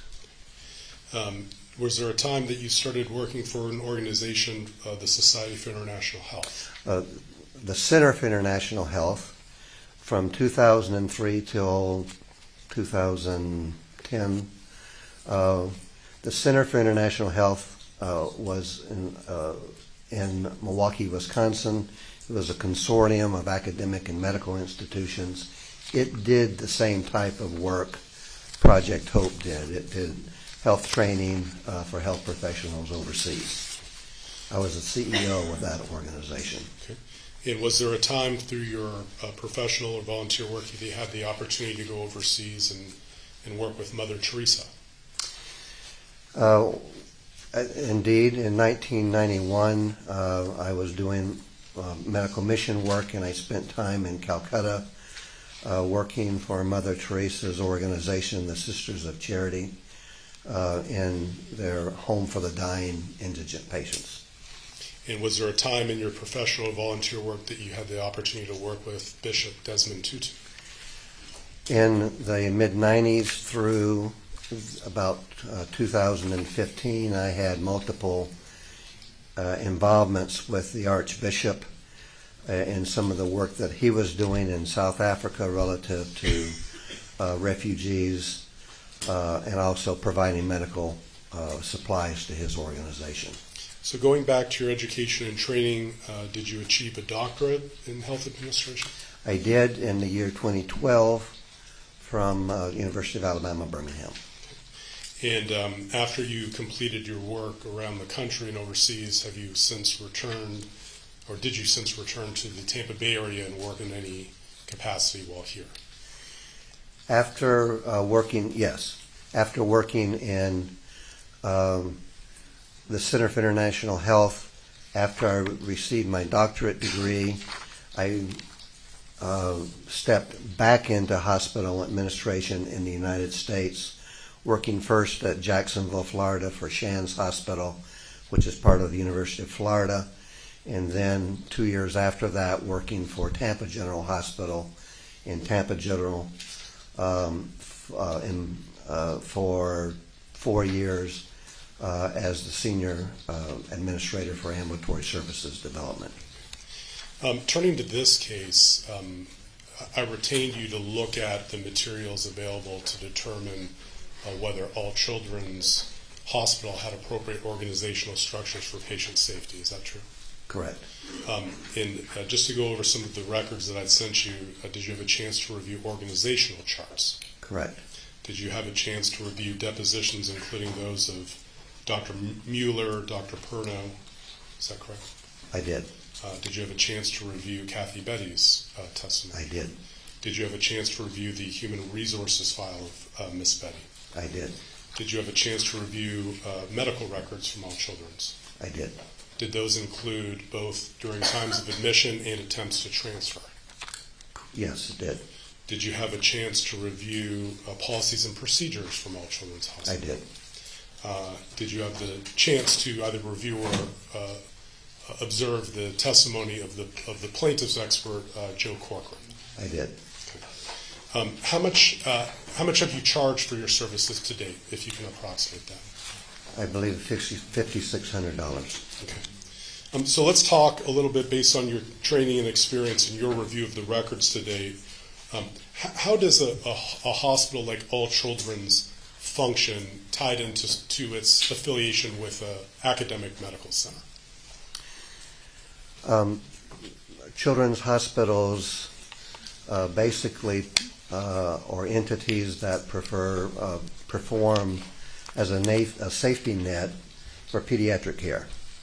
Most children's hospitals in the United States are a part of academic medical centers, which means they're complex entities because there are different objectives that academic medical centers have. They have an education mission, they have a research mission, but their primary mission is clinical care.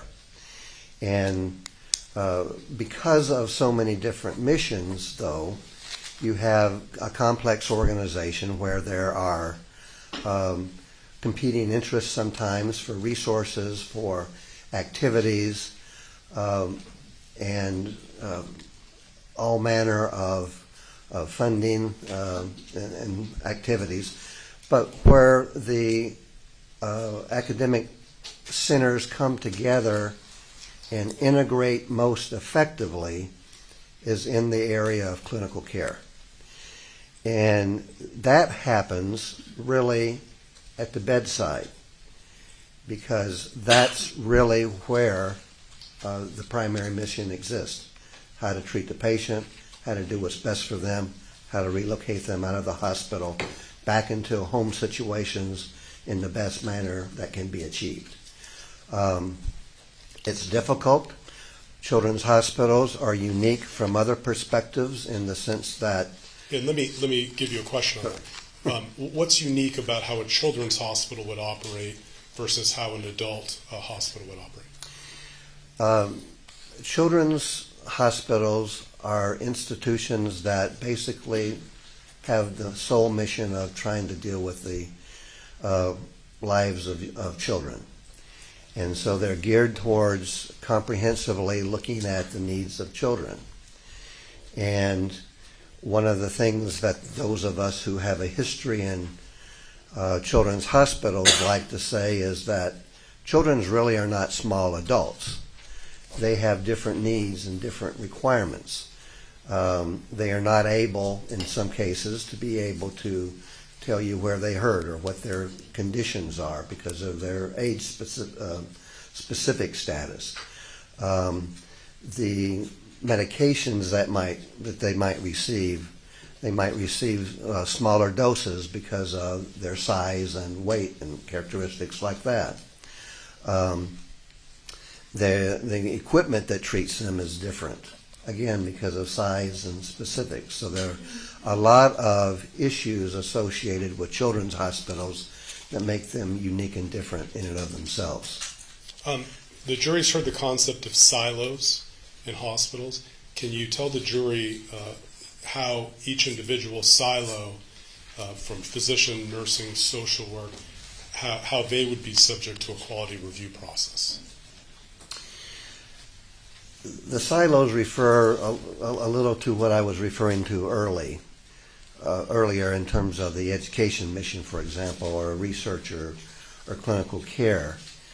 And the way that organizations such as academic medical centers begin to look at quality, they develop quality plans. So they're departmental specific activities that are annualized, in each and every department will have a specific series of objectives to meet quality care goals that are established for the organization as a whole. Physician components from the medical staff will have their own degree of goals and objectives that they have. They attend grand rounds in academic centers where there are teaching components. They are in the continuing learning process as faculty members and students. Each of the separate departments within a hospital will have their own specific quality assurance plan defined for their specific entity. And that will translate all the way down into specific quality activities that will be embedded in each employee's annual review. So it's a process that has an annual quality assurance and improvement plan for the organization, stepping down to the specific entities that are part of that, whether it be medical staff or hospital staff, and then down to the specific departments, and then all the way down to the individual.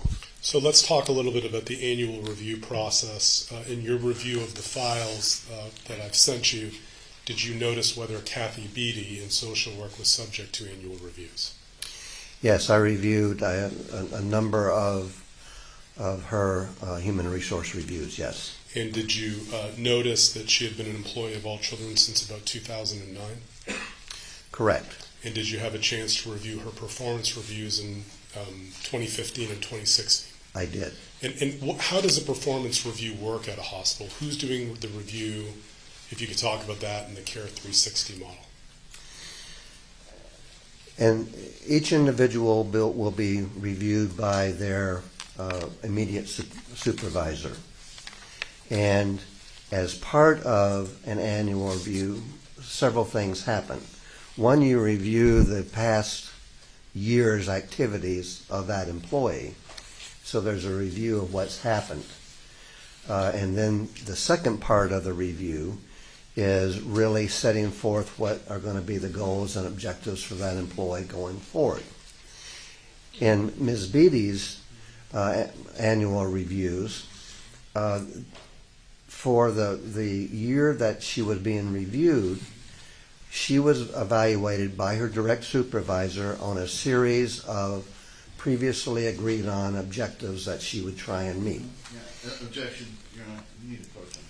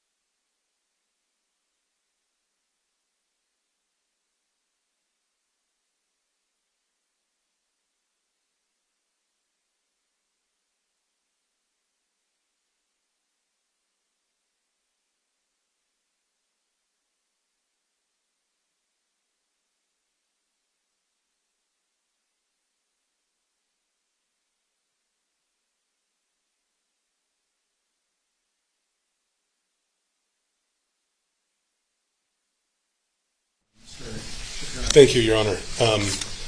Going back to the performance reviews, did you have a chance to see whether in Ms. Betty's annual reviews, whether she met the standards of care for her review? Yes. Her reviews reflected that she was evaluated as having met and exceeded the different elements of her review. There was also a component of the review process that is referred commonly to a 360-degree process. And what that entails is really a portion of an employee's review consists of an evaluation by their peers in their department. So Ms. Beatty's was, her review reflected that she was viewed and evaluated excellently and met the thresholds of her peers. And the jury has previously seen that Ms. Beatty did have a verbal write-up in 2016, where you provided that? I was, and the record reflected that she had a verbal altercation with another employee. She was given an oral warning, but not a written warning, and she apologized to the employee that was involved, and that was how it was reflected in her record. And other than that, in her personal file from 2009 through what you reviewed through the operative time of 2017, did you see any other verbal or written warnings of any sort? No. Okay. And then in terms of the structure, is it your understanding that social work would report to integrated patient care and then to nursing? Is that what your understanding is? Correct. And there would be chains of command if there were concerns that could be elevated up further, if there were concerns. Is that right? That's correct. Okay.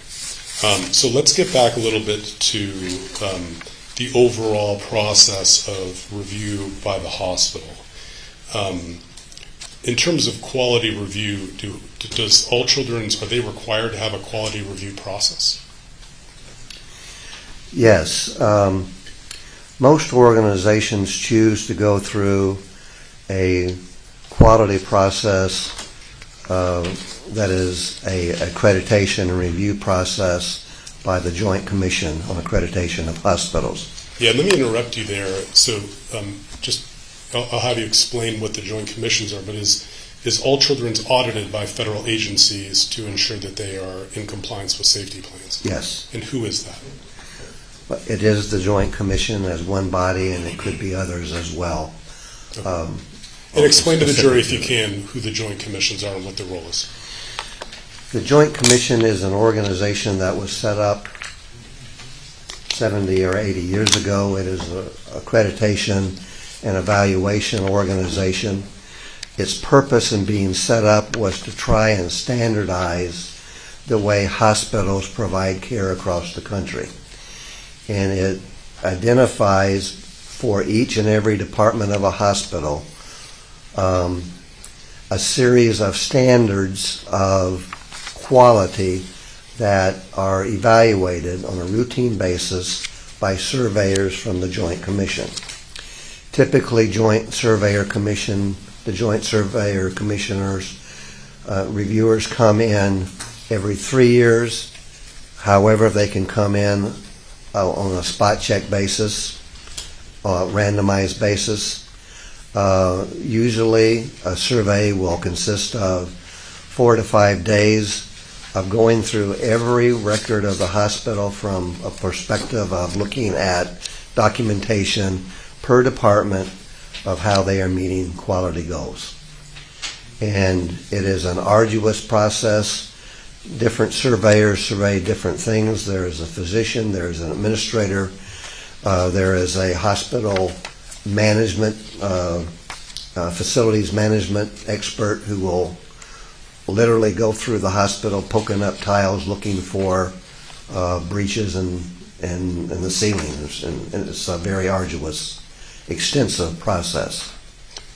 And in your review of the records and available data, did all Children's Hospital meet those accreditation standards? Yes, they did. And was that true in 2016? Yes. Okay. So let me talk to you a little bit about retrospective review. there are quality departments in the hospital that retrospectively review patient care. Is that true? Correct. And then, And, sorry, you've got an approach on this.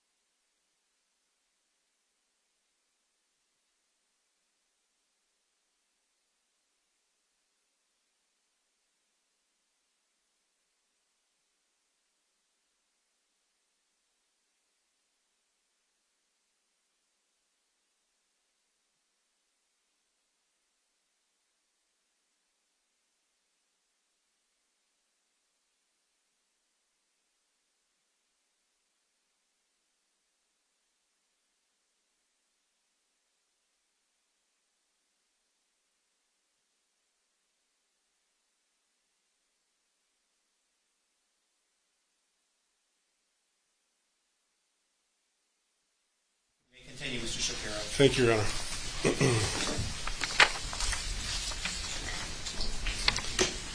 In your experience working with hospitals, I wanted to talk to you about your experience on the role of social work and what they're generally tasked to do. So just to sort of suggest this, is social work usually the discipline that works with discharge planning? Yes. Okay, and why? What's their role in that regard, from your understanding? The social work area actually starts when the patient comes into the hospital and really carries through all throughout the admission of the patient. But towards the end of the patient's stay, social workers are very much involved in discharge planning.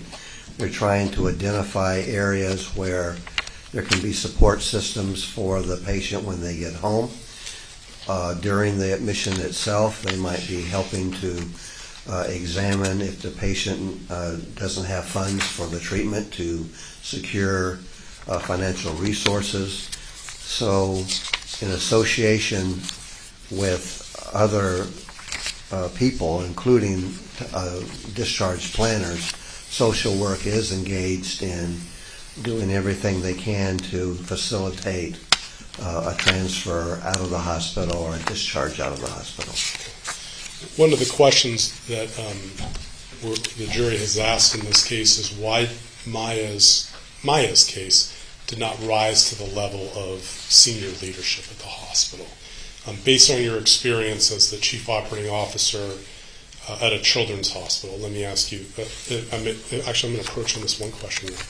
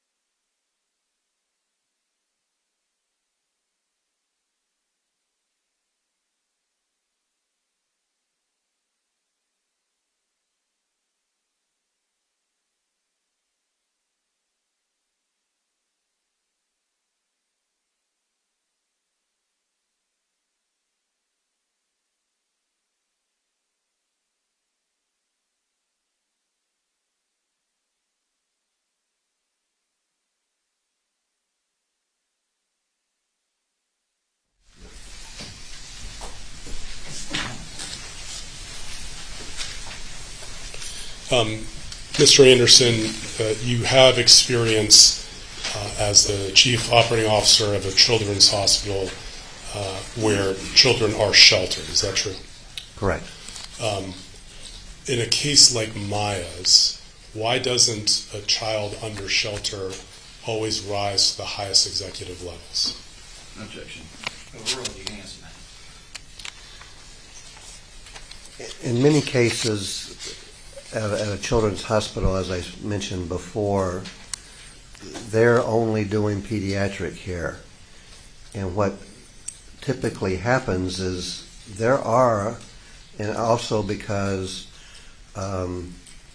children's hospitals usually are serving a large geographic population, there are any number of cases that might have sheltering orders that come to the hospital. So Maya's case, while it was unique and challenging, would not necessarily be all that uncommon in a children's hospital. Children's hospitals commonly are perform a role as an intermediary or a buffer at times, and so there could be other types of restrictions that patients have in a hospital.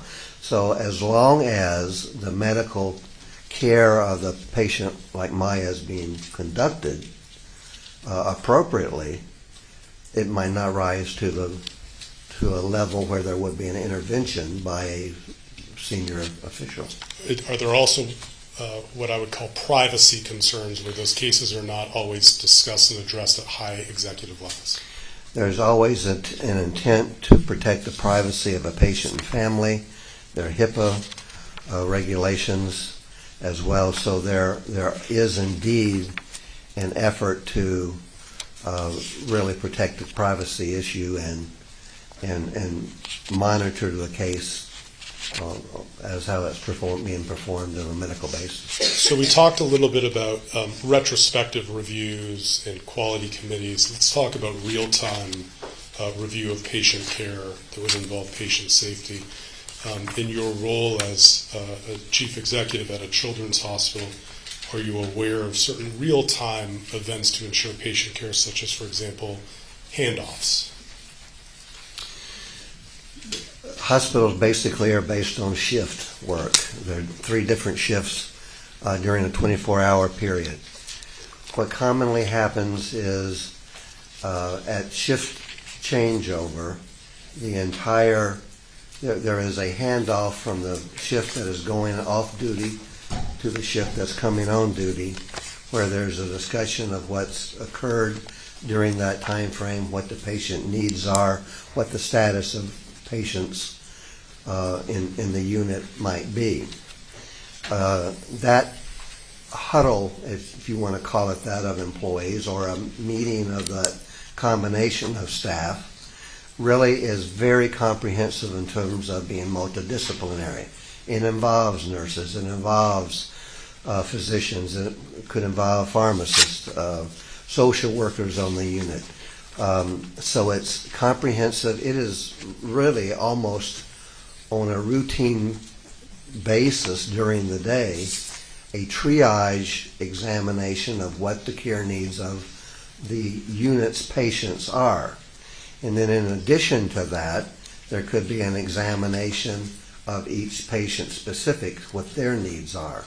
So it is a real-time discussion of what the needs of patients are at that moment in time, real time, and what's going to be addressed over the course of upcoming time. So it really is a very specific examination of what's going on at the moment. And are you familiar with the concept of interdisciplinary team meetings? Yes, again, those are very common within hospitals, not amongst physician, nurses, all disciplines of the hospital. And in your review of the records, did you see documented in the records that, for example, the period of October 7th to the 13th, before the shelter order, that there were care planning meetings that were also attended by the family? Yes. Let me talk to you about your overall view of, based on what you've reviewed, did it appear to you, based on the materials you've reviewed, the records, the policies, that All Children's Hospital had an appropriate safety plan in place for patient care? Yes, it Objection, did. foundation, predicate, form of that. Overruled. You can answer. Yes, it did. Okay. In your review of the materials, did it appear that All Children's, well, there was a concept that was introduced about if everyone's involved with safety, no one's in charge of safety. What is your response to that? Same objection. Overruled. Going back to the comment about the interdisciplinary meetings, the advantage of that type of situation when you have all the caregivers in the same meeting discussing the patient at the same time, each member of that interdisciplinary group can discuss the needs and concerns that they might have for that patient. So everyone is taking ownership of their part of the medical care of the patient. So it's an advantage to have multiple people involved, to have the whole team being committed to the needs of the patient. And within a reasonable degree of hospital administration, did you find that All Children's Hospital had appropriate levels of oversight, supervision, and direction? Objection, Yes. foundation, predicate, beyond disclosure. Overruled. Yes. And within a reasonable degree of hospital administration probability, did you believe that from an operational standpoint that All Children's met accepted standards of care? Objection, beyond scope, foundation, predicate. Overruled. Yes, I did. 1 minute, Your Honor.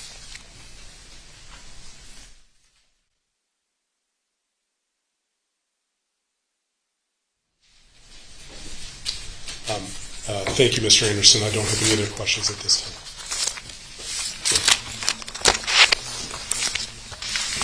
Counsel, Mr. Anderson? Your Honor, we have not received the.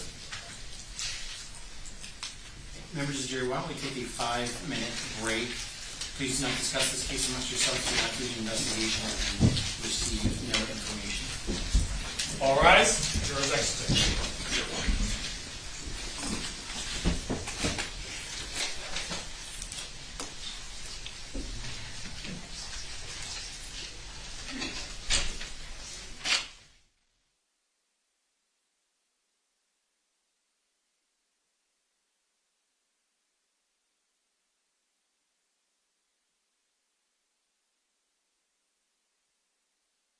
Of our presence, witness, Mr. Anderson, you're in the middle of your testimony, so you cannot talk to anyone, including the lawyers, about the substance of your testimony, okay?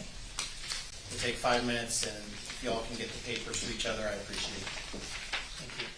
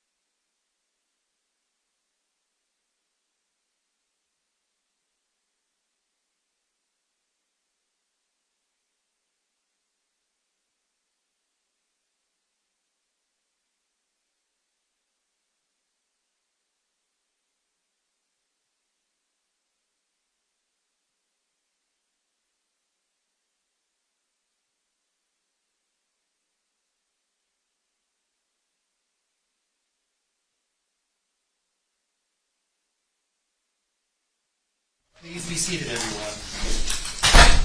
We ready to proceed?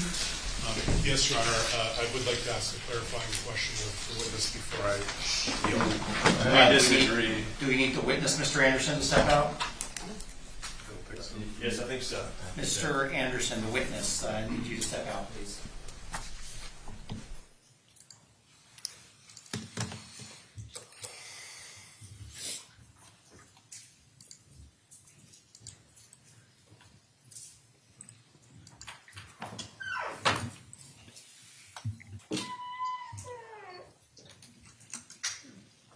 Okay. Witness Mr. Anderson is out of our presence. Attorney Mr. Anderson.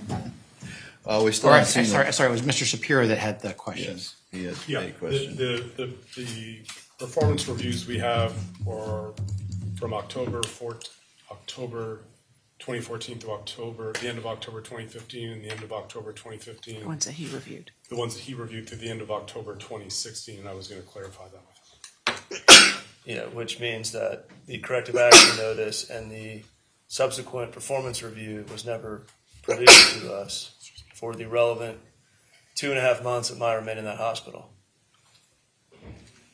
Okay.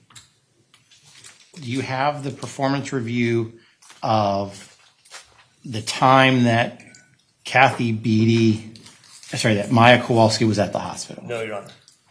For parts of it, yes. What, the date? Well, October Okay. 2016. You don't have it here or No, we in don't have evidence? No. Okay, this is what you're going to do. Yep. You're going to produce it tonight to the plaintiffs. Okay. If it's a performance review covering the time period that Maya Kowalski was at the hospital, you're going to do that. You're going to get it as soon as possible, but no later than, let's say, 6 p.m. today. This witness, although will be excused, is subject to being called back. And if there's a financial issue, we can address that if it becomes necessary. Understood, Your Honor. Okay. So then I would cross today, but then be able to bring him back if I decided after reading that it was necessary. If there's something in that performance evaluation that you need to ask this witness about, then let us know and we'll bring this person back. I understand the court's ruling. Right. Your Honor, separate issue is the reference to JCAL accreditation and meeting those standards. While you were out, I asked the court reporter to mark the questions, and we'd like the questions read into the record again so that we can address the issue. I'm not following you. The questions were asked, so why are we re-asking the questions? Well, there seems to be a dispute over what was asked at sidebar. What was asked, and they can be read into the record, was whether Johns Hopkins, All Children's Hospital, met the accreditation standards of the Joint Commission. And we asked for anything he relied upon in discovery, and we were never provided those reports. There's not something we can just go Google and get. So they're in the hospital's possession, they're in the expert's possession. We're not able to cross on these documents. Did he review or rely on the Joint Commission accreditation? No, it's the hospital can't operate as a facility without being accredited by the Joint Commissions. They can't accept Medicaid or Medicare funding. I didn't know that anybody was disputing that the hospital was running an unlicensed facility. It was a generic statement that all hospitals that are subject to licensure in the state of Florida, actually nationally, are subject to audits by the Joint Commissions. It's a condition. I didn't even go this far, but it is a condition of Medicare. Medicaid is a generic Did the question. plaintiffs ask for the documents reviewed and relied upon by? Yes, we did, Your Honor. When? 2020. He was retained in 2021. Did you ask with respect to this witness? Well, I'm told yes. We can address it again. Conceptually, here's the thing. If there was a specific request to this witness to produce the file, and if it wasn't produced, that also will need to be produced by 6 o'clock today. Now, if they being the plaintiffs didn't ask, it's a different story. So if you can look to see if there was a specific request, I'm sure you all can then get the file if there was a request.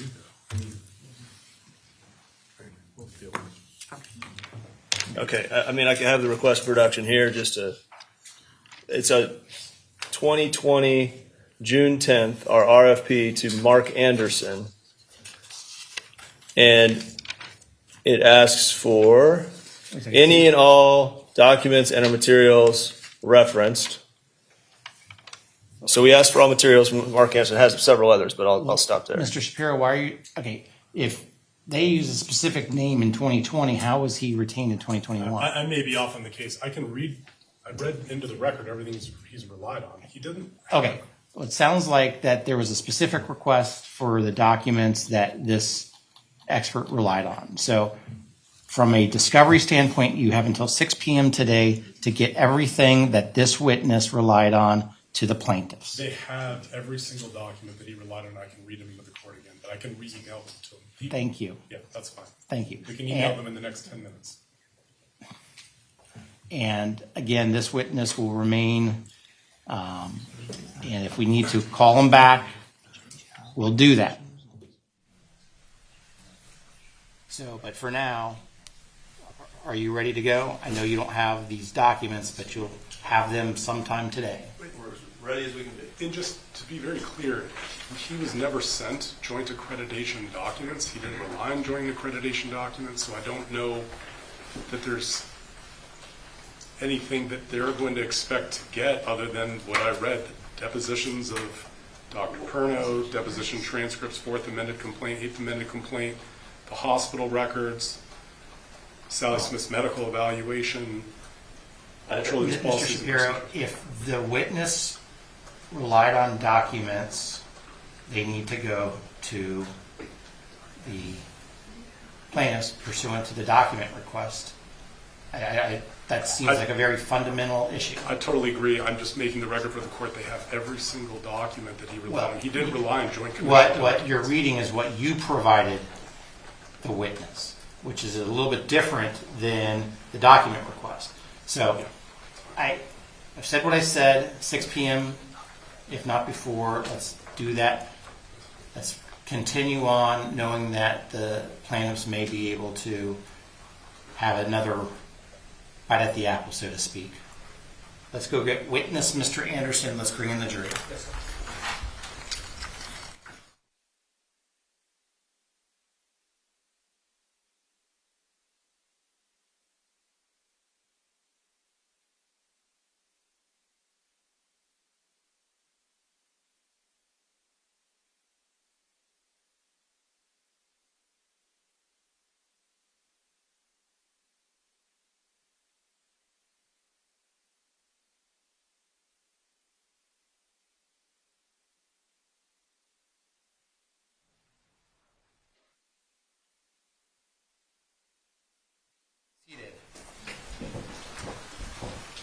Members of the jury, I want to confirm while you're away, you did not discuss this case amongst yourselves. You did not do any investigation. You received no information. Is that all correct? Correct.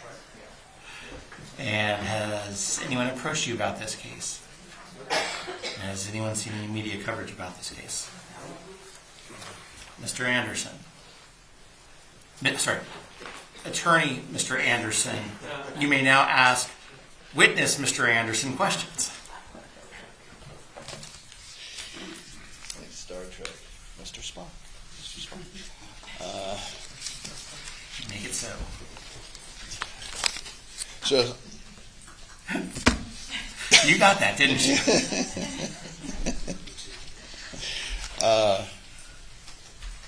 so I would be correct that the last time you actually were a CEO, it was 20 years ago in Wisconsin at a children's hospital there? I was a senior administrative. I held the title Chief Operating Officer for Ambulatory Services at Tampa General, so that would have been 2018. For a children's hospital, 2000. You're correct. Sounds correct. 20 years ago in Wisconsin. In Wisconsin. Did you actually review the Joint Commission reports that you testified to on direct examination?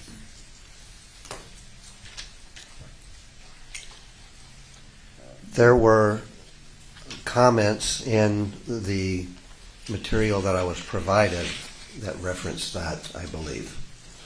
All right, so you received an outline prepared by these guys that had some of the quotes from the reports in it. True? True. And that report, how many pages was it?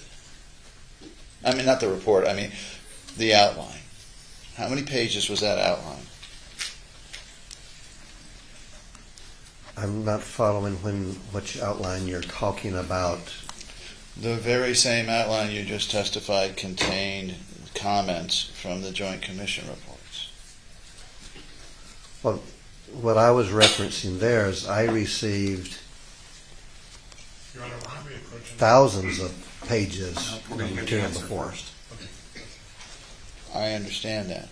I'm asking you whether there was anything prepared by the defense lawyers that summarized or provided you with the choice of materials you were going to testify to. Yes. How many pages was it? 2 or 3. And in that outline, they pointed to you certain deposition excerpts, No. the standards you were to testify to. I'm trying to be sure I'm specific about what outline you're talking about. I received a document of what portions of my testimony would be this morning that had outlines of topics that I had discussed with my attorney. Okay, so they told you Your Honor, may we approach on this? No. what I object to the invasion of work product. they told you what you'd be testifying to, right? Same objection. Overruled, you can answer. They told me topics for discussion as a prep. And within those topics, they also gave you materials or excerpts from materials that you should use, did they not? They gave me, if we're talking about the information this morning, I reviewed some documents relative to an HR performance eval. I'll get to that in a moment. What I'm asking you, sir, if I'm understanding your testimony, you got an outline from the defense last night. Are we in agreement there? It was not last night, it was this morning. And I received a document about discussions that we had about topics that were going to be brought to my attention to discuss this morning.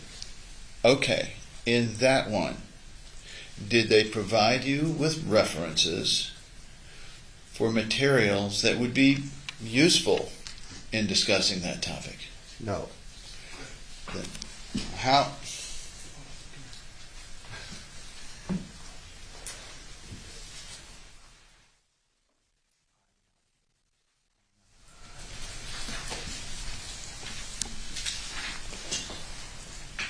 Other than telling you what you were going to be asked, topics you were going to be asked this morning, what else did they provide you in that outline?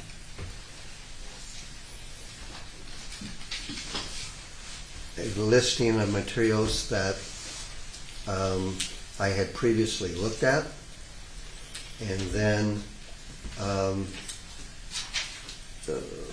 documents relative to Ms. Beatty's performance about us. Okay. So you yourself did not go out and seek any materials in this case, did you? Materials I received were provided over time. The defense provided you with the materials you were to base your opinion on, right? Correct. Did they provide you with the 2017 review of Kathy Beatty? Yes. They did. For the year encompassing the October incident, I'll get the date, sorry. The November 18th, 2016 incident involving Kathy Beatty. They gave you the review that encompassed that? I think it encompassed that, yes. I don't have the document in front of me now to look at. So now, did you actually get any of the JCAL reports on Johns Hopkins All Children's Hospital? By JCAL, are you referring to the Joint Commission? The Joint Commission reports, yes. I did not see their full report, no. You saw excerpts of the report. I saw comments and material I received referencing Joint Commission, yes. So you offered an opinion to the jury without actually reading the entire reports, right? I gave an opinion based on what the findings of that report seemed to be, yes. What that report seemed to be was selected by the defense lawyers, was it not?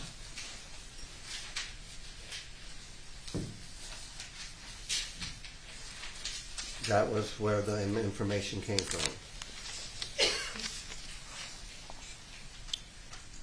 You yourself never went out and actually researched to figure out for yourself what was relevant, what was not, as to any of this material, did you?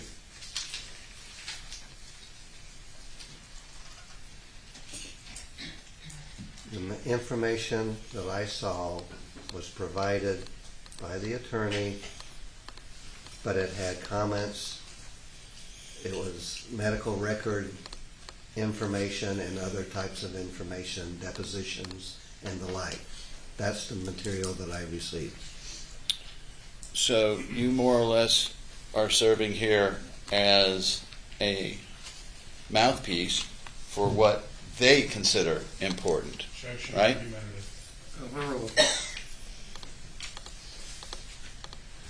No, sir. So where the independent analysis come in here, if they selected the things? I'm sorry, I apologize. Continue, sir. My apologies. What I made comment about are progress notes and information that is documented within the records of all children's. And I've made comments about how transfer agreements were made. I made comments about interdisciplinary meetings that have occurred. I've made comments about perceptions of organizational structure and how quality of care is being rendered. And those are judgments that I have made based on my serving as a chief operating officer, looking at documented progress notes of patient care that was rendered to Maya.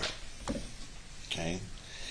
Now, in what you reviewed, I'm going to ask you some facts here that have been put before this jury, and I want to know in the materials you were provided, there's two questions here.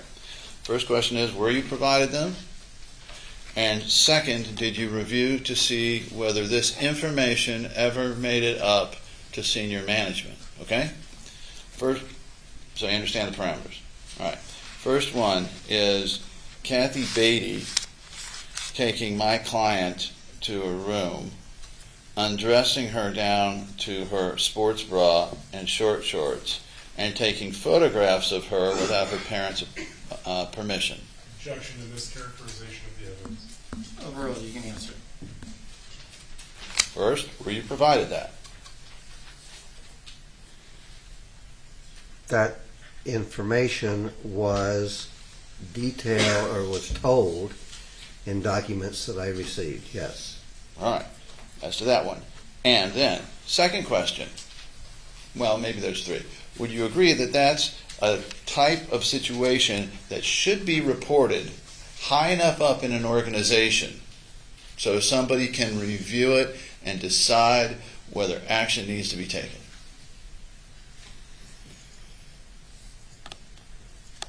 The situation you are describing was the patient being taken to have, in pursuit of further information about a diagnosis. And that diagnosis was to be, that was being examined was there potential abuse going on to that patient? Pursuant to the hospital's policies and procedures, that was what was conducted by the team that took the photographs. But there was also no indication in the medical records or the progress notes that there was a parental complaint about that raised. How are the parents supposed to complain if they don't know about it?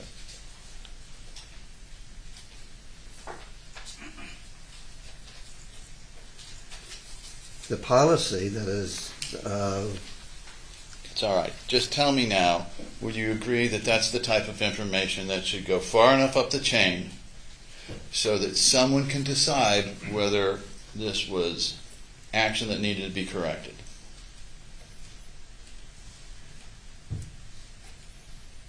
the activity that was being done was in process of the care that was needed. It was not an abnormal event that was occurring and or asking to be occurred. Sir, I just want to know, is this an event that should be carried up high enough or not? Yes or no? It was carried to the risk management department and it was reported. Okay. And in your view of this risk management, Strike It, have you ever seen the flow chart there, the organizational chart of this hospital? Yes. And you recognize that risk management reports directly to the general counsel? That's where it is on the chart. And the general counsel reports to the CEO, directly to the CEO? Correct. Who was the CEO back then? Jonathan Ellen. All right. So he would have a direct conduit of information from risk management, true? Yes. Do you agree with the push-pull method that it's the duty of executives to not only just receive information from those that they're working with, but pull information from time to time to be fully informed? I believe that meetings and communication should occur. All right. So a good executive should be pulling information out as well as just passively receiving information. True?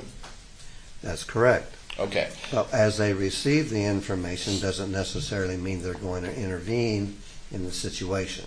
Right. If the situation was being conducted appropriate to the level of care required and appropriate to the policies and procedures of the hospital. Okay. Conducting unauthorized surveillance in a room where my client could not escape for 48 hours without her knowledge or her parents' knowledge. First, is that the type of event that should be reported up the line if in fact there was no authorization? Objection, mischaracterization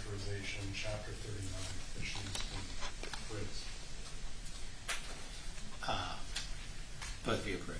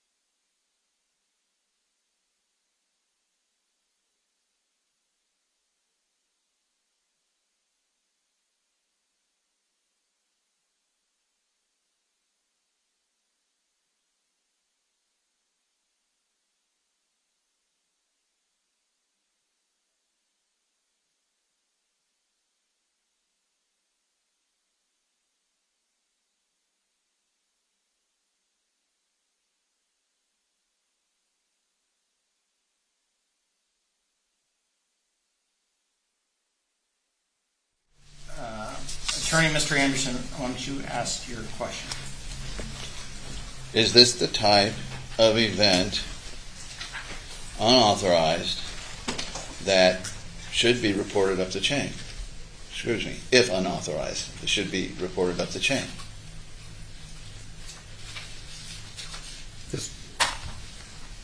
This situation that you're describing, though, was a case that was being conducted in pursuit of a further diagnosis. In that situation, it was a action that was being pursued according to hospital policy. So it was an approved action. I take it that that's a no, it shouldn't be reported up the line, according to you. I mean, really, it was a yes or no, should it be reported up or should it not? I know.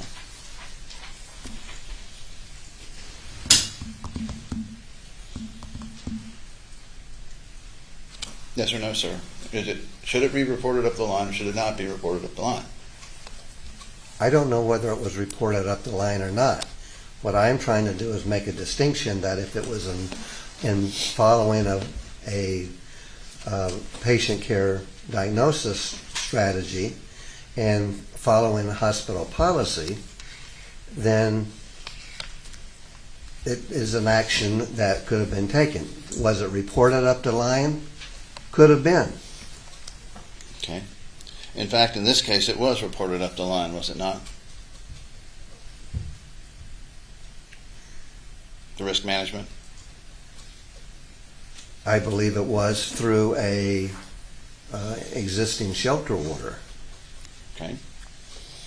Now, what about a social worker putting my client on her lap and kissing her without the parent's knowledge or authorization?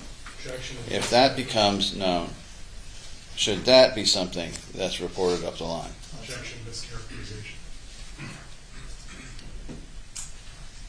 Overruled, you can answer that. Would you repeat it, please? Sure. Putting my client, a social worker, putting my client on her lap and kissing her, is that the type of thing, if discovered, should be reported up the line? I'm not aware that that specific event actually occurred as you described it. We have our jury here to decide that, but go ahead. I answered it. I'm not sure that that event occurred as you described it. Okay, let's just assume for the purposes of this question, since you're up here as an expert, that that happened. Is that the kind of thing that should be reported up the line? If that was raised as a complaint by the family, yes. I do not believe that was raised by as a complaint by the family. Again, sir, how are the Kowalskis to know this is happening to their daughter if no one tells them?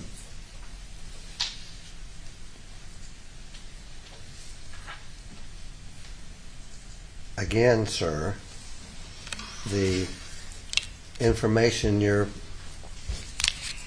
bringing forth is not one that I've seen documented that actually occurred. Okay. Let's look at then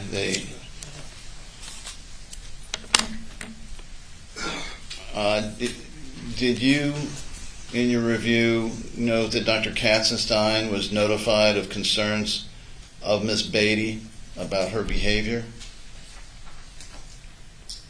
I did not see any of that in the record of my review. That was not provided to you. I did not see it in a review that I did. Did you receive the All Children's Hospital? Did you see the All Children's Hospital corrective action notice on Ms. Beatty? No. Okay. In the record, I saw that it was referenced as an oral warning to her, and I did not see any written notice of that in the record. Okay. Well, then let's bring up Trial Exhibit 2278-036. I'm aware of the time, Your Honor.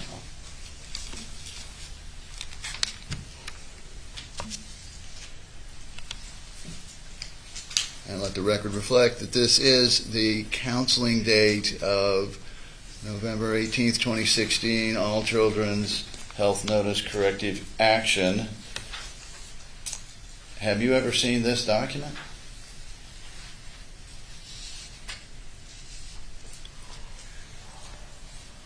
Sir, I do not recall having seen this document. Would it matter to you, sir, in your evaluation, if you look down under previous counseling corrective action, that Ms. Beatty here had been counseled 2 previous occasions on her professional behavior? Would that have affected your opinion? Can I ask the witness to be showed both pages of the document and not just excerpts so we can see if this is what we should do before? Sure. If you need to see the second page, I'm getting to it, but Pulling out excerpts and asking if he's seen that, I'd like him to see the whole document.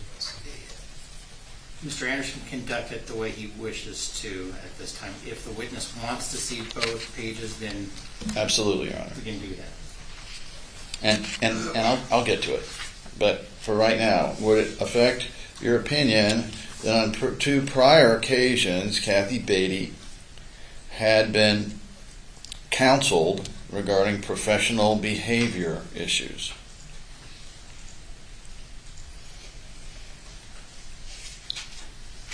That reflects that she has been counseled. I don't know what the outcome of the counseling was.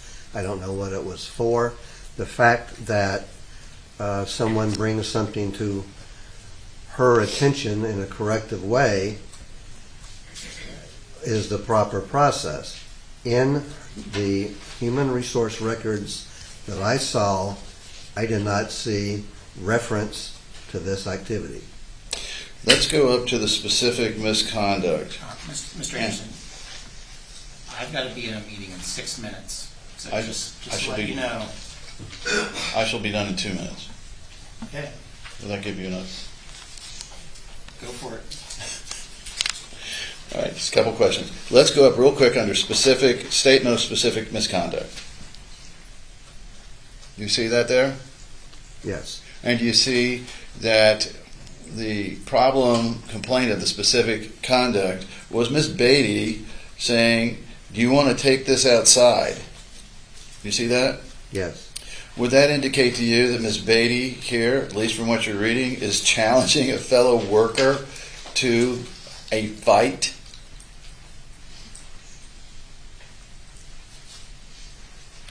It's a statement that she was aggressive.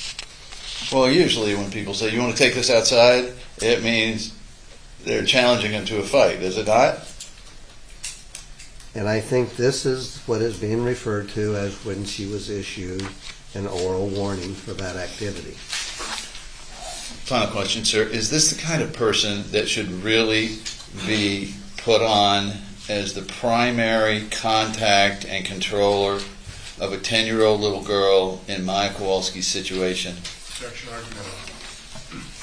Oh, you can answer that. Based on Ms. Beatty's record, based on the evaluations that she had seen, based on the information that she was provided by her supervisors, she was assigned to this patient, and I don't see anything that would have prohibited that being done.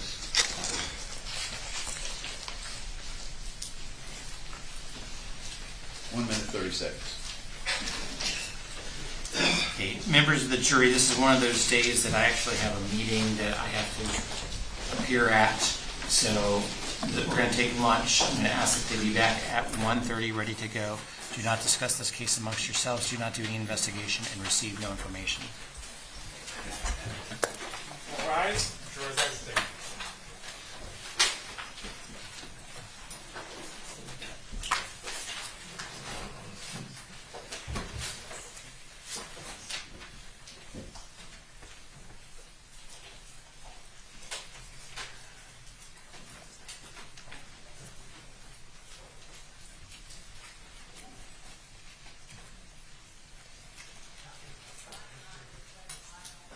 Okay, the jury's out of our presence. If witness Mr. Anderson is back at 1:15, is that appropriate? Yes, Your Honor. Okay. Now, witness Mr. Anderson, you're in the middle of your testimony. There's still questions to be had. You cannot have any discussion with anybody about your testimony, including the lawyers. And I think it's probably best that you just avoid both sets of lawyers. You go and have your own lunch and come back and not participate or be around any of the lawyers. Let's do it that way. We'll be back at 1:15. Yes, sir. Okay, we're in recess until 1:15.